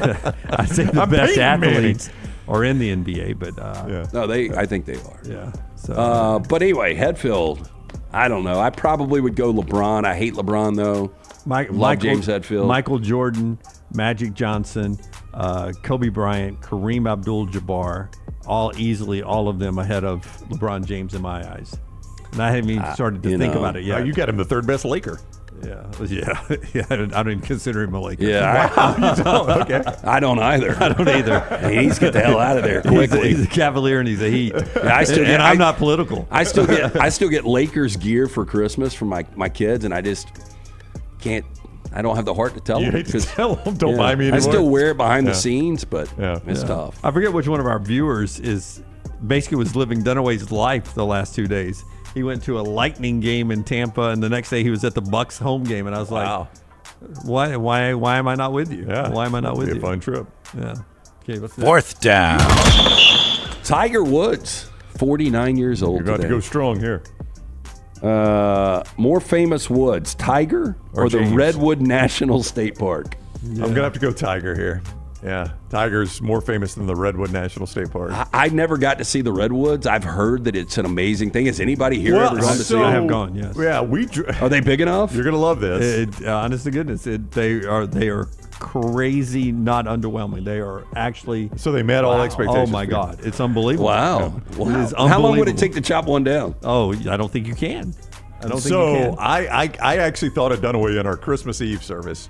My pastor, George Wright, was using an analogy of he was talking about the Christmas tree, and he showed a photo of the first ever Rockefeller Center Christmas tree, which actually it's got a pretty cool history. I don't know if you guys know this, but the construction workers that were building the Rockefeller Center, it was Christmas. Like, we got to have a tree. So somebody cut a tree down and they put it up. By the way, I've never seen so many people line up to see a tree. I just kept walking. Well, and I thought as George Wright was making a point tying it back to the crucifixion of Christ and the birth of Christ, I was like, Dunaway is so underwhelmed by that tree. And I'm like, what did you expect? It's a tree. I mean, it's like 60 feet tall. That is a massive tree. I mean, what it's else standing there with all the skyscrapers? But what else were they supposed to do? It is a tree. It looks bigger on television. I know, but it's a tree. That was my point. I just started laughing thinking about you being underwhelmed Okay, by but it. the redwood. So this is the first time I've ever heard you overwhelmed with the size of something. You just stand there and look up, and it's not like it's one of them. It is a forest of just looking up at these trees that are just unbelievably tall and wide, and it's just. And we now in typical Dunaway fashion, there was probably a 4-mile walk deeper into the forest, and you were like, I'll pass. Yeah, I mean we were on a timeline. We were trying to do Napa Valley in that area in a very quick amount of time. Had to get in and out. So I was like, well, we really don't have to go further. The trunk? We've seen the trees. The bottom of the trunk, is it bigger than this studio? Oh, there's one you can drive through. Yeah, they still have that one? Yeah. It's got the tunnel in it? Absolutely. See, to me, that's more impressive than Tiger. Oh, I don't know, man. Because how old do those trees have to be? Tiger's the greatest golfer to ever live. I really think some dinosaurs ate off the top of those things when they were just sprouts. So redwood trees for me. Yeah, I'm going to go Tiger. Okay. Yeah. Jay says the Redwoods never hooked up with the Perkins waitress, so there is that. Yeah. Is that a good or a bad thing? Go ahead, Jim. Say. I was teeing either one of you up just to see what you'd say. The Redwoods have never bowed at any time. Oh. Prince Law says they retired the one that you drive through. That you don't do that anymore. You don't get to drive through it? No. Well, you used to be able to drive through it. Yeah, I don't know. I think did it die? I think the carbon monoxide was hurting all the trees. Oh, yeah. Okay. I think that's why. That seems about right. If I remember, but you can drive through with a hybrid now. I think I had to walk. I think that was what we were going to walk and see, maybe. Oh, the one you could drive through. Yeah. You could walk through it. It was about 4 miles. Wow, that is a thank haul. you. 4 miles one way or round trip? I don't know. I can't remember exactly. It was once it got to 4, you were like, 2015. I mean, do they have like a souvenir shop set up outside? They do. I did not go to that. Maggie ran into P. Keith is right. It's just a tree. It doesn't have to make a putt at Augusta. Big trees at Augusta, too. Tall ones. The Redwoods impressive. Yeah, you got to survive this world, though, man. That's true. I like It's Tiger tough. Woods. Redwood's more impressive, though. Okay. And that's 4 Downs brought to you by our friends at Slice. 5 locations: the original Lakeview, Vestavia, Montevallo, Crestline Park, newest location in Edgewood. Get and see the Bajaya brothers, created by the late Jeff Bajaya. His brothers Jason and Chris continue to celebrate that legacy. For more information, slicebirmingham.com. Listen, I don't want to, frighten anybody or say we've got ice or snow coming, because all of my meteorologist friends are saying, dude, don't worry, it's always cold, blah, blah, blah, blah. But the 10-day forecast, whenever we get towards January 7th, It's about to. I'm setting up for a golfist read, by the way. Okay. It's about to get really, really cold. No Right. sneaking out like today. I'm going to sneak out and try to play some golf somewhere because it's going to be a nice high of 65 and clear out there.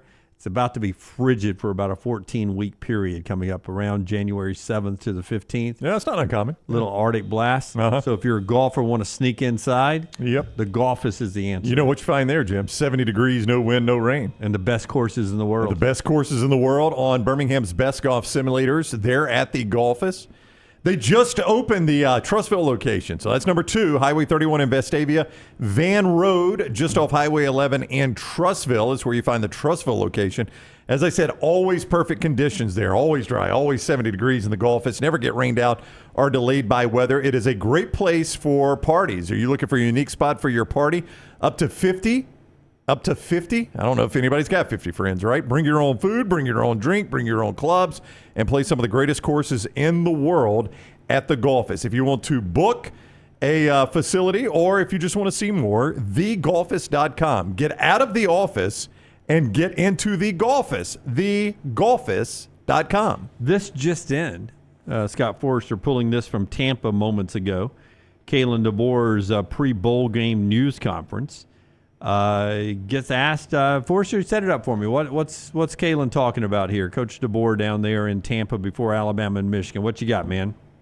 I've got him talking about Jaylen Mbakwe's position change, and the other one about guys not opting out. Okay. By the way, nothing like Jeff Daniels. Looks nothing like it. Really doesn't. That was Zero. like a terrible comparison. Zero. Okay, here's Kalen. Here's Kalen DeBoer. We didn't have a big meeting, but I think the leaders, as you mentioned, I think that's always the key is what's your leadership, and the leaders just understanding, the precedent that's been set here in this program when it comes to bowl games, opting out, and just kind of setting the tone on how important every opportunity when you get to put the crimson on is, and these guys get that one last chance here this year, and guys like, I could go on and on, but guys like Tyler Booker, really stepping up, and Milroe as well, and others just, really saying, hey, we get one more chance as a brotherhood, to go on that football field together. We get a chance to be better as football players, and we want to set the program off continue in the right direction going into next year, and leave it at the best possible place that we can. That's pretty impressive. Yeah, but for Michigan, no Mason Graham, no Will Johnson, no Colston Loveland. Yeah, they're the opposite of Alabama. Yeah, those are 3 first-round guys. And by the way, you got Davis Warren at quarterback again, 6 touchdowns, 9 picks this year. Like, this game screams Alabama walking them off the field. They're a 2-touchdown favorite. Yeah. And in bowl games, that is significant because you generally get like teams playing. You don't have it in this situation. They already weren't like teams. And then with all the opt-outs Lance just mentioned, and with all the guys that are bought in with Alabama, or at least playing, this I'm with Lance. It screams mismatch. Alabama a 2-touchdown favorite for a reason. And I think the reason it's only 13.5 points right now is because of Michigan's win over Ohio State. Like, the narrative of their season completely changed. Like, if they lose that game, they're sitting at 6-6, and they've probably lost not in this 3 bowl or 4 game. games. Yeah. And now everybody's like, damn, Sherrone Moore kind of saved the season. Maybe. If they were to beat Alabama, it would look a lot different. But this is still not even a semblance of the team that we saw last year. Did you say you had another one, Forrester? Do you have a cut 12 already? And then I've got the actor for Tyler to pull up. It's not going to be a dead ringer, but it's way better than Jeff Daniels. Forrester, did you have one more? Cut 10, Jim. Cut 10. That's what I texted you. Okay, cut 10. I only saw the 11 one. I didn't go all the way back to the 10. Boy, the Falcons Bucks right now. You two are on edge. Yeah. Bad day for Forrester. Yeah, it was terrible. We play our real rivals this weekend. Oh wow! I'll try not to pull up any more pictures, off script. Yeah. Here is I was making a point when you popped the Sabans up. Yeah. Sorry. Lance kept making the point over the Sabans. So never talk over the Sabans. Yeah. What you needed to apparently Nick Saban didn't get socks for Christmas. Scott, you needed to call a timeout there. Yeah, he kept those. Here's Kalen DeBoer talking about Jaylen Mbakwe as a receiver moving forward. Here's the Alabama coach. Is it a permanent move to wide receiver? Is he going to play both ways for you guys? What do you expect out of him? Yeah, for this game, and I think right now where it's transitioning to just with the opportunities there at that position, I think it's, something that based on what we've seen here through the first couple, I guess almost 2 weeks now, of him taking reps, he's certainly got the skill set and really excited about what he can do for us there at that position. He's got the speed. He's had the ball in his hands, all through high school, running the offense there at that level. And then, we've used him, in the punt return game, in the return games. And so, we're just really comfortable with what he can bring to the table. Now it's just learning the position, learning the offense. So I think you'll see us continue to move in this direction with him. All right, much better match. Neil McDonough. Google Neil McDonough. Oh, no. Oh, it's way better than Jeff Daniels. Oh, God, yes. Lance, not even close. I agree. Yeah, it's not even close. McDonough's like albino. Yeah. Pull him up. Neil McDonough. Oh, I know exactly. He's always a bad guy. I know who he is. Yeah, he's a great actor. He was he was the villain in. He's a villain in everything. He was a villain in Die Hard. The one thing he was not a villain in, no. Yellowstone. He was in Yellowstone. That's a much better than Jeff. I'm not saying it's a dead ringer for Kalen DeBoer. I did not say that before everybody says that. He's in Tulsa King, too. Way better than Jeff Daniels. Way better. Far closer. Have you watched Tulsa King? Tim says Woody Harrelson is a better match. Oh. Milton says that? Milton. Good job, Milton. Milton, Woody Harrelson? Yeah, go to Woody Harrelson. Woody Harrelson. Yeah, absolutely. Woody Harrelson. It works. Look at the hairstyle for sure. Well, Neil McDonough's got the same Head hairstyle. shape. Woody Harrelson could play DeBoer. Scott says it's closer? Scott says it's closer. It's closer. Well, Jeff Daniels is third on this list behind Woody Harrelson and Neil McDonough. I mean, Woody Harrelson, second row, far left, open collar. Right, that one right there? Yeah. I mean, yeah, that's about as close as we've gotten. I would agree. Let's just say it. All right, I'll find Jim Dunaway. Yep. Little Kalen DeBoer in him. Y'all are both follically challenged up top. That's about it. I went a little tighter. You got a few years on DeBoer though. Wow. Well, I mean, it's going to be Kalen DeBoer at the end of his career. Yeah. If he's lucky. He looks this good when he's lucky. Neil McDonough, not a villain in Band of Brothers. Excellent part in Band of Brothers. Yeah. Very good actor. I like that guy. Do you like him? So that's where, Spielberg obviously produced that, but he plucked him out for Minority Report too. Yeah, I think he's a good actor. Yeah, I think he's a good actor. I like Neil McDonough. All right, trash on the other side, and then we'll put the bow on today. Programming note tomorrow, we're 9 to 11 tomorrow, a 2-hour show. Alabama kicks at 11. Check your local listings, ESPN for that one. So we will not go up against Alabama football tomorrow, 9 to 11 live show tomorrow. And the show today being brought to you by our wonderful friends at MyBookie, mybookie.ag. Well, that Alabama game we're not going up against tomorrow. The Crimson Tide, a 14-point favorite in that one. Auburn basketball tonight, a 37-point favorite over Monmouth. You can play all those games right there at mybookie.ag. If you want to play the Monday night football game, Detroit, a 3.5-point road favorite at San Francisco. And that is available right there at mybookie.ag. Some early point spreads on the NFL games. That Cincinnati-Pittsburgh game that is the Saturday night game. Cincinnati, a 3-point road favorite at Pittsburgh. Bengals playing very well on offense right now. Some of the other games that have meaning, Dunaway's Buccaneers, a 14.5-point home favorite over the Saints. Scott's Falcons, they are a 7.5-point favorite over the Carolina Panthers. The Denver-Kansas City game that Denver must win to get in, or at least tie. They are 9.5-point favorites. If Denver loses, Miami can get in with a win. They're a 2.5-point favorite at the Jets. All those games at mybookie.ag. Code next round. I'll be on the Dolphins in that game, Lance, 2.5. Mybookie.ag. Code next round in the sports book. That gives you a 50% bonus up to $1,000. You make a deposit, they give you a 50% bonus up to $1,000 with code next round in the sports book. But for those of you that love the casino bonus, they'll honor that one as well. You log in with code TNR Casino, and they give you a 300% bonus, deposit bonus up to $2,000. So 50% in the sportsbook with code next round, 300% in the casino with code TNR Casino. That is at mybookie.ag, code next round, and code TNR Casino. Mybookie.ag. Bet anything, anytime, anywhere with mybookie.ag. Trash is next. Follow Dunaway on Twitter and Instagram at Jim Dunaway.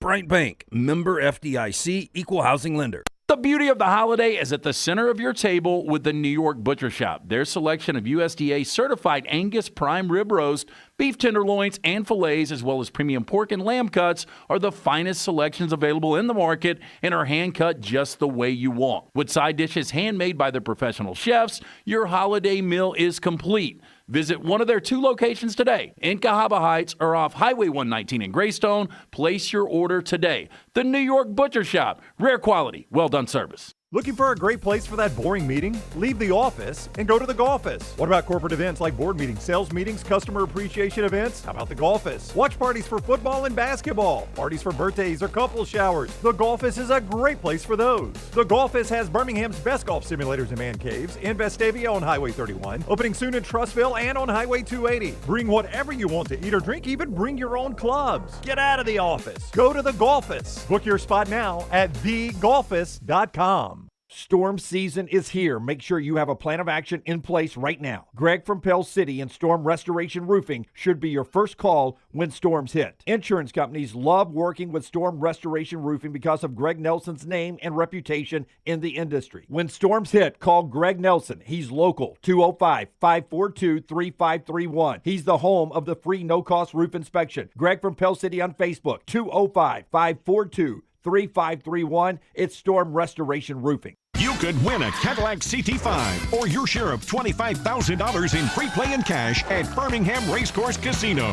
The more you visit, the more chances you have to win. Play the latest, most exciting games around with fun bonuses and big jackpots. You can be a winner too. Come win your share during the Cadillac CT5 and $25,000 giveaway at Birmingham Racecourse Casino. Drawings April 5th and 6th. Located off I-459, exit 31, Derby Parkway. Must be 21 or older, must be present to win. Happy football season. At the Next Round, we strive to make our loyal listeners feel like they're a part of the action all season long. My name is Emily Grace McWhorter, and I do that by bringing you along for any given Saturday in Auburn or Tuscaloosa. From pregame warm-ups, touchdowns that make you feel a part of the play, and everything in between, our goal is to make you feel like you're inside Bryant Denny or Jordan Hare. Follow along on our social media at Next Round Live on Instagram, X, and Facebook. Also, check out thebarnauburn.com and covercrimson.com while you're at it. Here's to Fall Saturdays. From the creators of The Next Round comes 2 new sites, covercrimson.com and thebarnauburn.com. 2 team sites with the same excitement and information-driven content that you get every day on The Next Round. Live daily shows, recorded shows, free of charge, plus premium content with insider information starting at just $1. And it's the perfect gift for the Alabama or Auburn fan in your family. Covercrimson.com or thebarnauburn.com. Sign up today. Follow Next Round Live on Twitter, Instagram, Facebook, and YouTube. The social media team at Next Round Live is dedicated to giving you daily news conferences and practice video from UAB, Alabama, Auburn, and around college football. Follow and compare to the sites you used to visit. You'll also get the latest highlights and news from the Next Round Daily Show. Turn on the notifications so you don't miss a thing. Next Round Live on Twitter, Instagram, Facebook, and YouTube. See more at nextroundlive.com.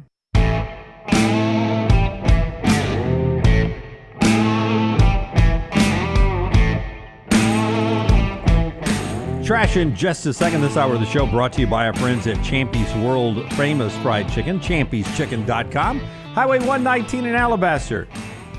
See, Tyler would get right now at Champy's. He loves all the sides, especially the beans, the baked beans. Love the beans. Yeah, love the beans. LT would only go with the Mississippi Delta recipe tamales and some slaw. They're very good. He likes that. Brownie today looks like he's in the old po' boy mood. I'd eat me a po' boy right now, absolutely. Yeah. Good shrimp po' boy. Great. I start off with that Conecuh sausage, cheese, and pickle plate. Oh, that is so good right there. Really good wings. It's all good at Champy's Chicken, deep fried chicken, great sides. Highway 119 in Alabaster, Champy's Chicken, bringing you this hour of the show. Auburn basketball in action tonight against Monmouth, and then SEC play starts on Saturday. Couple other good basketball games tonight. Cincinnati and Kansas State, 6 o'clock CBS Sports Network. Houston and Oklahoma State, 7 o'clock ESPN+. and Iowa State and Colorado, 8 o'clock on the CBS Sports Network. You say, Jim, that sounds like conference games. It is. Wow. Big 12 conference games going on. You can play those games and others at lanceslock.com. Lanceslock.com for some basketball plays there, and mybookie.ag with the promo code next round to get in and make those plays tonight. And we look forward to conference play coming up. But some bowl games today. If you're going to make a friendly wager at 1:30 ESPN on Iowa and Missouri, keep in mind Cade McNamara, the quarterback at Iowa, not playing. They'll go with Brennan Sullivan. If you're an Iowa fan, that could be a good thing or a bad thing. No Luther Burden for Missouri. He's not playing. Still some talented receivers in that Missouri receiver room, though. Well, that was half the season for Luther Burden. Yeah. Even when he's on the field sometimes. That's I don't feel like you didn't know what you were going to get. And look, I still see, and he's got a ton of talent. I still see him in every first-round mock draft out there. I can imagine, yeah. I mean, everything about him other than his production is what you would want, right? As a receiver. Yeah. But I do worry about a whole year of just him not. Well, I just saw important times he was off the field. Yeah. Look, and that worries me. It was still a 9-3 team. A couple of games go their way, and they're in the college football playoff. And maybe it's because I didn't watch him a lot, but is he gonna be one of these guys? Well, I mean, always. Yeah, I know it's one game, and you shouldn't judge somebody by just one game. But boy, I could not get the taste out of my mouth when they were playing Texas A&M. You remember they got run out of Kyle Field in that game. And he scores a touchdown, does all his celebration. The play gets called back with a hold. He's out for 2 plays, which included, at the time, the game was still in question, a critical third down play, and he's just out because he didn't get his touchdown. And he ran up and down the field and I guess was tired. I don't know, but I'm like, that's not the guy I want. That's a critical third down. I'd like to have Luther Burden in the game. Missouri is going for back-to-back 10-win seasons, so there is something, I guess, to play for. Yeah. That's what Alabama's playing for tomorrow. Yeah. 11 a.m. ESPN tomorrow for Alabama. Trash time now, brought to you by our friends at Mortgage Right. Let's go. Tight shot on Tyler. Tyler, can you grab the roulette wheel and spin it, man? Yes. So, what was your inspiration for tonight? Be honest with me and go into detail. Oh, wow.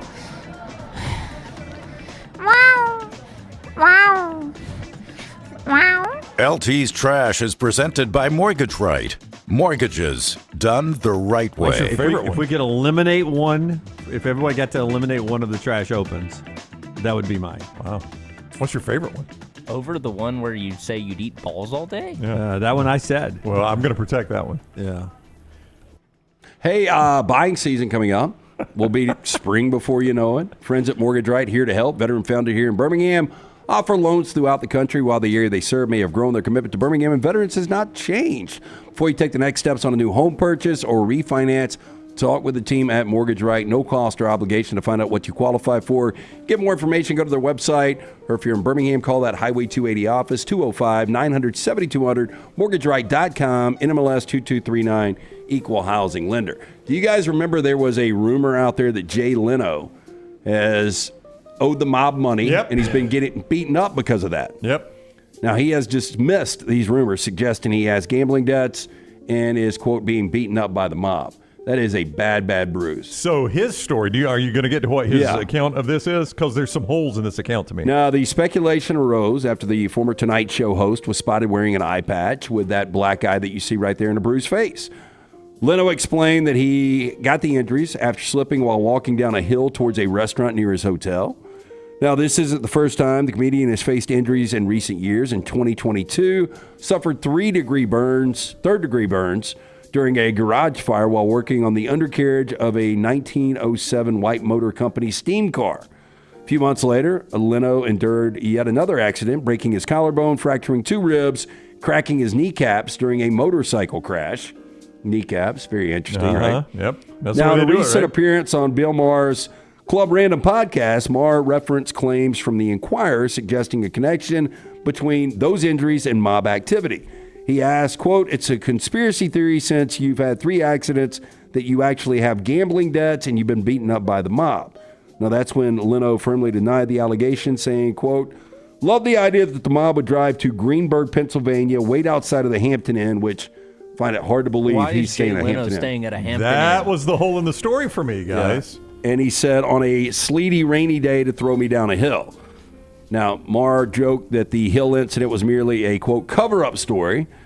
And explaining the crash, Leno said what happened was a guy had a rope across the driveway. It cut me, talking about the motorcycle. He was joking around about it. Further quipped, if he was in debt to the mafia, quote, I like the idea that they wouldn't just take one of my cars to pay the gambling debt. He makes a point there. 74 years old. I'm a lot younger than Jay Leno, but I would tell you the love for our show yesterday at the Alabama basketball game through the roof. And somebody, as Taylor and I were walking out of the stadium, screamed, "Fade Dunaway." And I turned around and I was like, Fade Dunaway? Fade Dunaway. I just had Alabama minus 22.5. They just covered. And as I was doing that on flat pavement, I tripped and stumbled and had to catch myself and then turned around and laughed. And I almost fell and stumbled and almost fell again, back-to-back times on flat, newly paved pavement, no step down. He's 74. I could see him slipping and falling. I'm much more athletic than Jay Leno, and I almost fell Jay twice Leno's yesterday. got a ton of money. Yeah. So Now this would have to be a fall where he also can't get his arms out to like break his fall or anything. Yeah. Not react. He said he rolled down a hill on his way to a restaurant. Now, I would tell you, if you're carrying a cocktail, I always try to save the cocktail too. Yeah. Hampton Inn now, not a whole lot of choices, as you might imagine, in Greensburg, Pennsylvania. I've got it pulled up here. You've got the Hampton Inn, the Holiday Inn, the Courtyard. Okay, what's the point of staying there, by the way? Well, I'm assuming he's on tour doing comedy shows. I would think he's either on tour or filming one of his mini shows. Yeah, but if he's on tour, like you don't tour smaller cities. Like if I'm Jay Leno, I'm touring where you got a 5-star suite. I mean, you would think, right? Would you go see Jay Leno? I would not, but I never thought he was you funny could to give me begin a with. 5-star suite, the cost of the tickets, a lot of different things. I probably would not go see. Greensburg is just outside of Pittsburgh, so. But why would you not stay in Pittsburgh? That would be my point. That was what I'm saying. There are a lot of holes in this I don't story. believe any of this. But there is a restaurant, as I do my research here, right next to the Hampton Inn. It is Dino's Sports Lounge. Oh, wow. That was a little fishy right there, if you ask me. Dino's Sports Lounge. That could be the one he was walking down the hill to. I'd love to know what the gambling debts are if he does have them. His car collection is worth insane. Millions. Yeah, but a lot of those guys, once they have their collectibles, they don't want to give them up. Yeah, and by the way, I don't believe any of this, by the way. And by the way, I got to go out to L.A. to get the car. I can just beat you up in Greensburg, Pennsylvania. A lot easier. I don't get any money that way.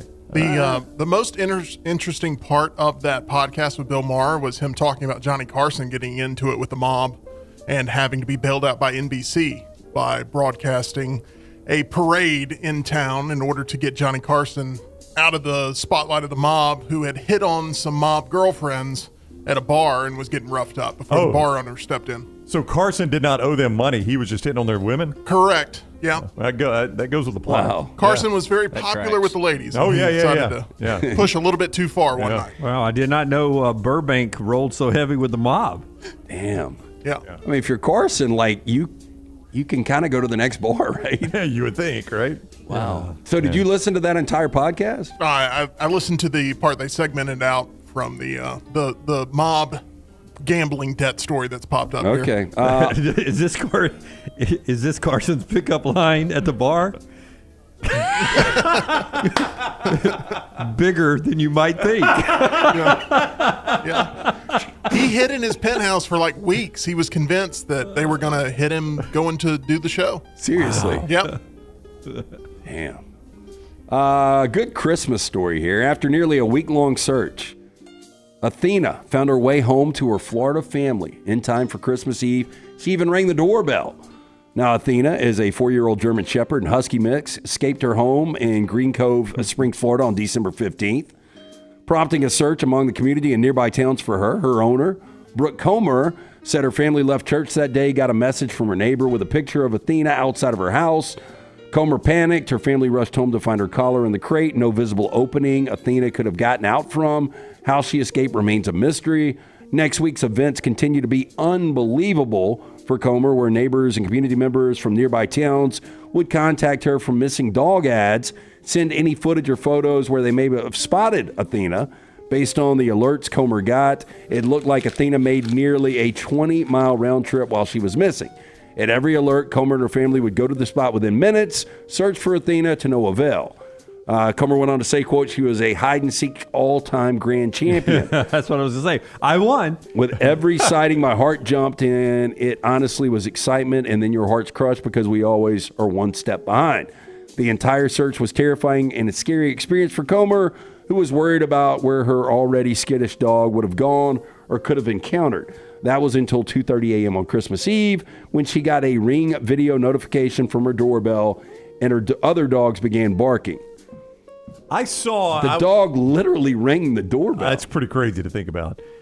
I would like the doorbell camera seeing the dog ring the doorbell. Surely, I mean, that could exist somewhere. This is Brown's day to doubt every trash story. That's it. Okay, Yeah. I see that. What? Thank you. It's your day to doubt every. Reaching his paw up to ring. No. I don't believe Leno's at a Hampton Inn. Oh, I don't believe I'd that. love to have seen the video of the dog reading it. Well, there it is. I right did not there. realize it was so blurry. I didn't realize that's what I was looking at, Tyler. But he's got the paw up on the doorbell. How about that? Yeah, Picture on the right. ring doorbells don't have the best quality video. They don't. But it's it better works. than nothing. Yeah. Hey, so we took a family trip up in the mountains, and we were one of the little mountain towns this week, and a guy was walking his dog on the sidewalk and had a Apple AirTag on his dog collar. Do a lot of people do that? That seems like it would make sense. I was getting Scott's Apple AirTag everywhere I went. What was going on with that, Scott? Wow. It's in my wallet, Yeah. So wow, it was a dead hit. So you're tracking Scott right now? Apparently, I don't know what was going on with that. Why are you getting it? I don't know. Yeah. You think I know? I'm not clear on that either. I can tell you who doesn't know how to disable it, so it's going to be on you, Scott. But if it's on the collar, I can just, if I'm stealing a dog, I can just take that collar off. Well, Yeah, but normally people get the microchip put inside Implanted. the Yeah, dog. It's yeah. between the shoulder blades. Yeah, mark of the beast. That's why they way, avoid that. way to go, little Dexter. Who's that the, you know it's between the shoulder blades. I still can't believe people steal I dogs. had one for my dog. Yeah. So who's the congresswoman from South Carolina that did the video, and she had like a dummy of an illegal sitting in a chair and put a gun to its head and blew the back? seen Have you not this. seen that? No, It my said, gosh. this is what we need to do to illegals that rape or murder any U.S. citizen. So I was going to say, if somebody steals a dog, same thing. It should be the same thing. Yeah. Drastic videos. That is a drastic video. I mean, By the way, she's got a point. I almost got on that same train where the woman was burned. What? Yeah. At the same time? Around about that same time. Oh yeah. my gosh. Yeah. Wow, that's a wild story. Another story. Yeah. Where are we? I don't know. Oh, man in Albania was arrested after allegedly breaking into a bank, knocking its front door down while streaming on TikTok. Yeah, that makes sense. December 21st, man reportedly went live on TikTok, broadcasted himself breaking down the door of a bank in Albania, according to Telegraphy. The man, later identified as 38-year-old Walter Hillary, forcibly entered the bank around 10:05 p.m., stayed there for a bit without being able to take anything as he escaped when the alarm started going off, alerting not only police, but security in the building. However, the authorities soon began to investigate and track down the man, with two agencies working together to catch and identify him. Newsbomb reports that the man had entered the bank with the intent to rob it. After checking out the security footage, they noticed he held a phone in his hand and was recording the incident on TikTok. Is that a Sith light in his left hand?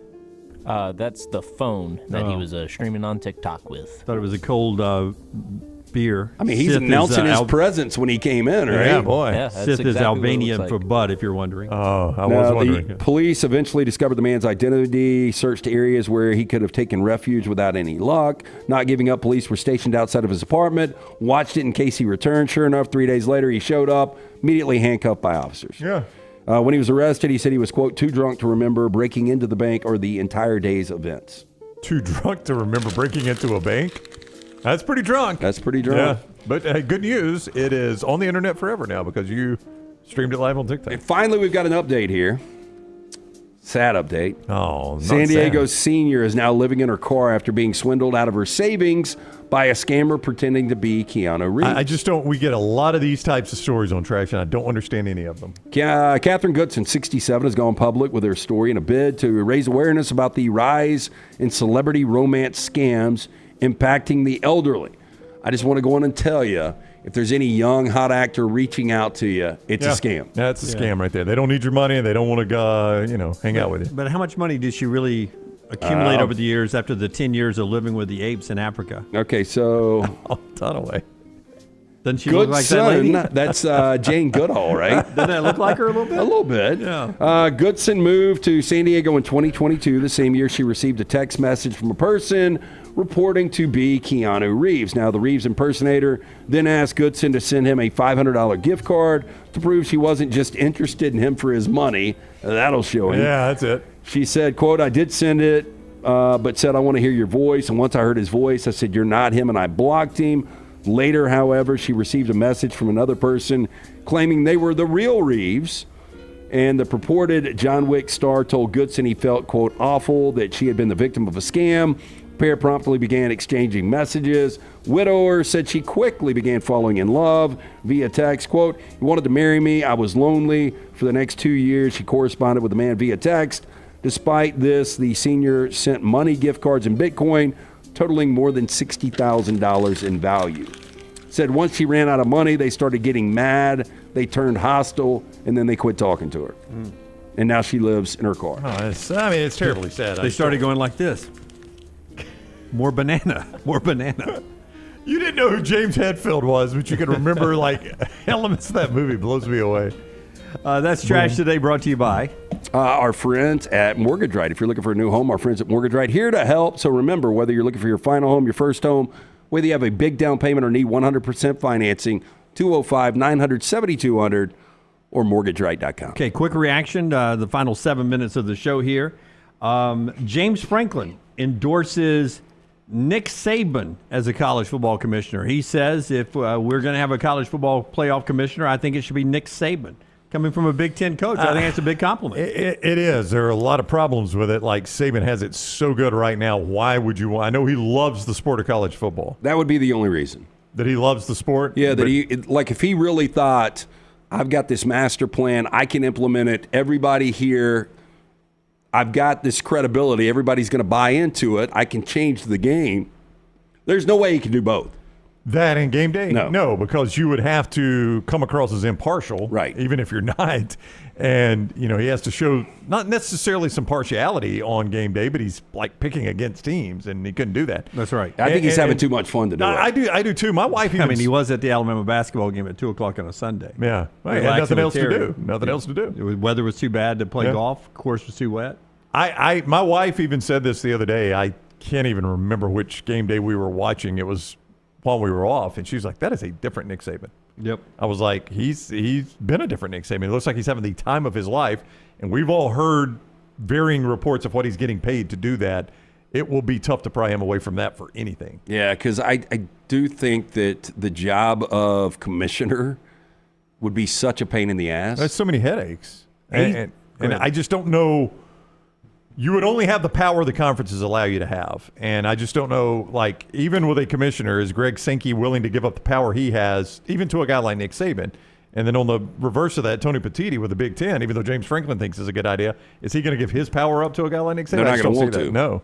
The ACC 1-9 in bowl games so far. They haven't covered in all 10 of them. 4 of those losses to the group of 5. By the way, that conference got 2 teams in the playoffs. Yeah, I do not use bowl games as a measurement for conferences. I just think there are too many variables in there. That is a bad performance, though. You can't look past how bad the performance is. But I always hate, the SEC, they won 9 bowl games. They're obviously the best conference. I think that's a terrible way to measure who is the best conference. Well, and I think what's going to happen is, more than likely, Texas is going to destroy Arizona State. So it's going to get worse? Yeah, and then you're going to be like, damn, this is all SEC and Big Ten. Quickly on Brett McMurphy reporting today that the college football playoff makers, the conference commissioners, and Notre Dame are discussing next year not making the conference championships a requirement to get a first-round bye. Well, I think what they have seen, Lance, is you got some bad first-round games, but now you've allowed the bad games to bleed over into the second round. Yep. I think you could isolate the bad games in the first round if you did seeding a little bit better. There's no doubt. I think there will be a change. Yeah. And I know it's supposed to be in concrete, but I think next year you will have 12 teams in, and they will be seeded once they're in. Now, and that's what they're saying is we've just got to use the rankings for seeding. We don't need anybody to have a guaranteed 1 seed. Now, Dunaway, you mentioned the key there. This has to be a unanimous vote of all parties involved to change this. Even for next year, it's got to be unanimous vote. Yep. But who would vote against it? Well, you've got a theory on this, Jan. I mean, the ACC and the Big 12. Or would they? Why would they not? I would say I wouldn't. I would like in the new playoffs in 2 years, I'd like to be friends with the SEC and the Big Ten so they allow me to have 1 or 2 automatic bids every year. Yeah. As you're saying, you don't want the, we'll remember this. That's right. That's not what you want. Okay. We'll go 1 more year with this system. You can get your bye. In 2026, we're going to go 4 guaranteed SEC, 4 guaranteed Big Ten, and then everything else can be wild cards. Yeah. And maybe you guys get in, maybe you don't. Yeah, I think it is something to look at. Yeah, so I'd try to play nice. The final thing I wanted to bring up, this is another opportunity for Brown to doubt something. Scotty Scheffler, not in the Century this week, had to have surgery on his hand because of a broken glass while he's preparing to serve Christmas dinner. Yeah. Broke a glass that jabbed into his hand so much that he had to have surgery, I guess, to stitch it up, and I guess that counts as surgery. And he's not going to play at the Century. Do you believe he was just preparing the table for Christmas meal? I mean, guy does have a criminal rap sheet, though he was cleared, right? He got arrested this past year. I mean, it's a reasonable story, right? Dude, I hopped a fence yesterday. I want to hear not the rest as of that. salacious as it sounds, taking the dog somewhere. But when I came back to hop the other way, my footing was wet because of the field I was on. And so I kind of slipped, but I was able to catch myself. But I almost went face first into the concrete. Hey, I even worse. I had a friend that jumped a fence like that one time. I got a scrotum caught on the. Oh no! You know the chain link fence that has like the things up there. Yeah, right through. Yeah. His, So anyway, right through his all I could think about on the ride home was like, you guys would never believe that I innocently fell from the fence. I know. I would not believe that story. Right? Yeah. No, it turned out okay. He had to go to the emergency room though. But I'm going to believe Scotty Scheffler. Okay. Yeah. So he's out of the Century this week. Congratulations to Shohei Ohtani and his wife. They're expecting their first child. I think the Yankees have already offered him $700 million. Can they afford a nanny? Well, they're deferring all that money. I don't know. Yeah. They might be tight. We'll be able to afford college. The nanny they'll have to scrap and oh, look, here we go. I mean, again, y'all are both bald. That's it. You both have ears. Yeah. Well, I mean, it's closer than. We're both white. That's sort of the key factor all day long. Closer than Jeff Daniels. I'll say that. Yeah. All right. Sorry, Kalen DeBoer. More importantly, sorry to Kalen DeBoer's wife. That's our show today. We're back with you tomorrow at 9 a.m. Central Time. More playoff and Alabama football talk and basketball reaction to Auburn against Monmouth tonight. I don't even know if I'm saying that right. You are Monmouth. Yeah. That's Monmouth. Correct. 2-10 Monmouth. I've heard Greg Gumbel say that before. Rest in peace, Greg Gumbel. Oh, Greg Gumbel. Yep. That's another loss over the weekend. It's a close game out in the Indianapolis region. Let's go there. Until next time, God bless you and God bless Alabama football. See ya.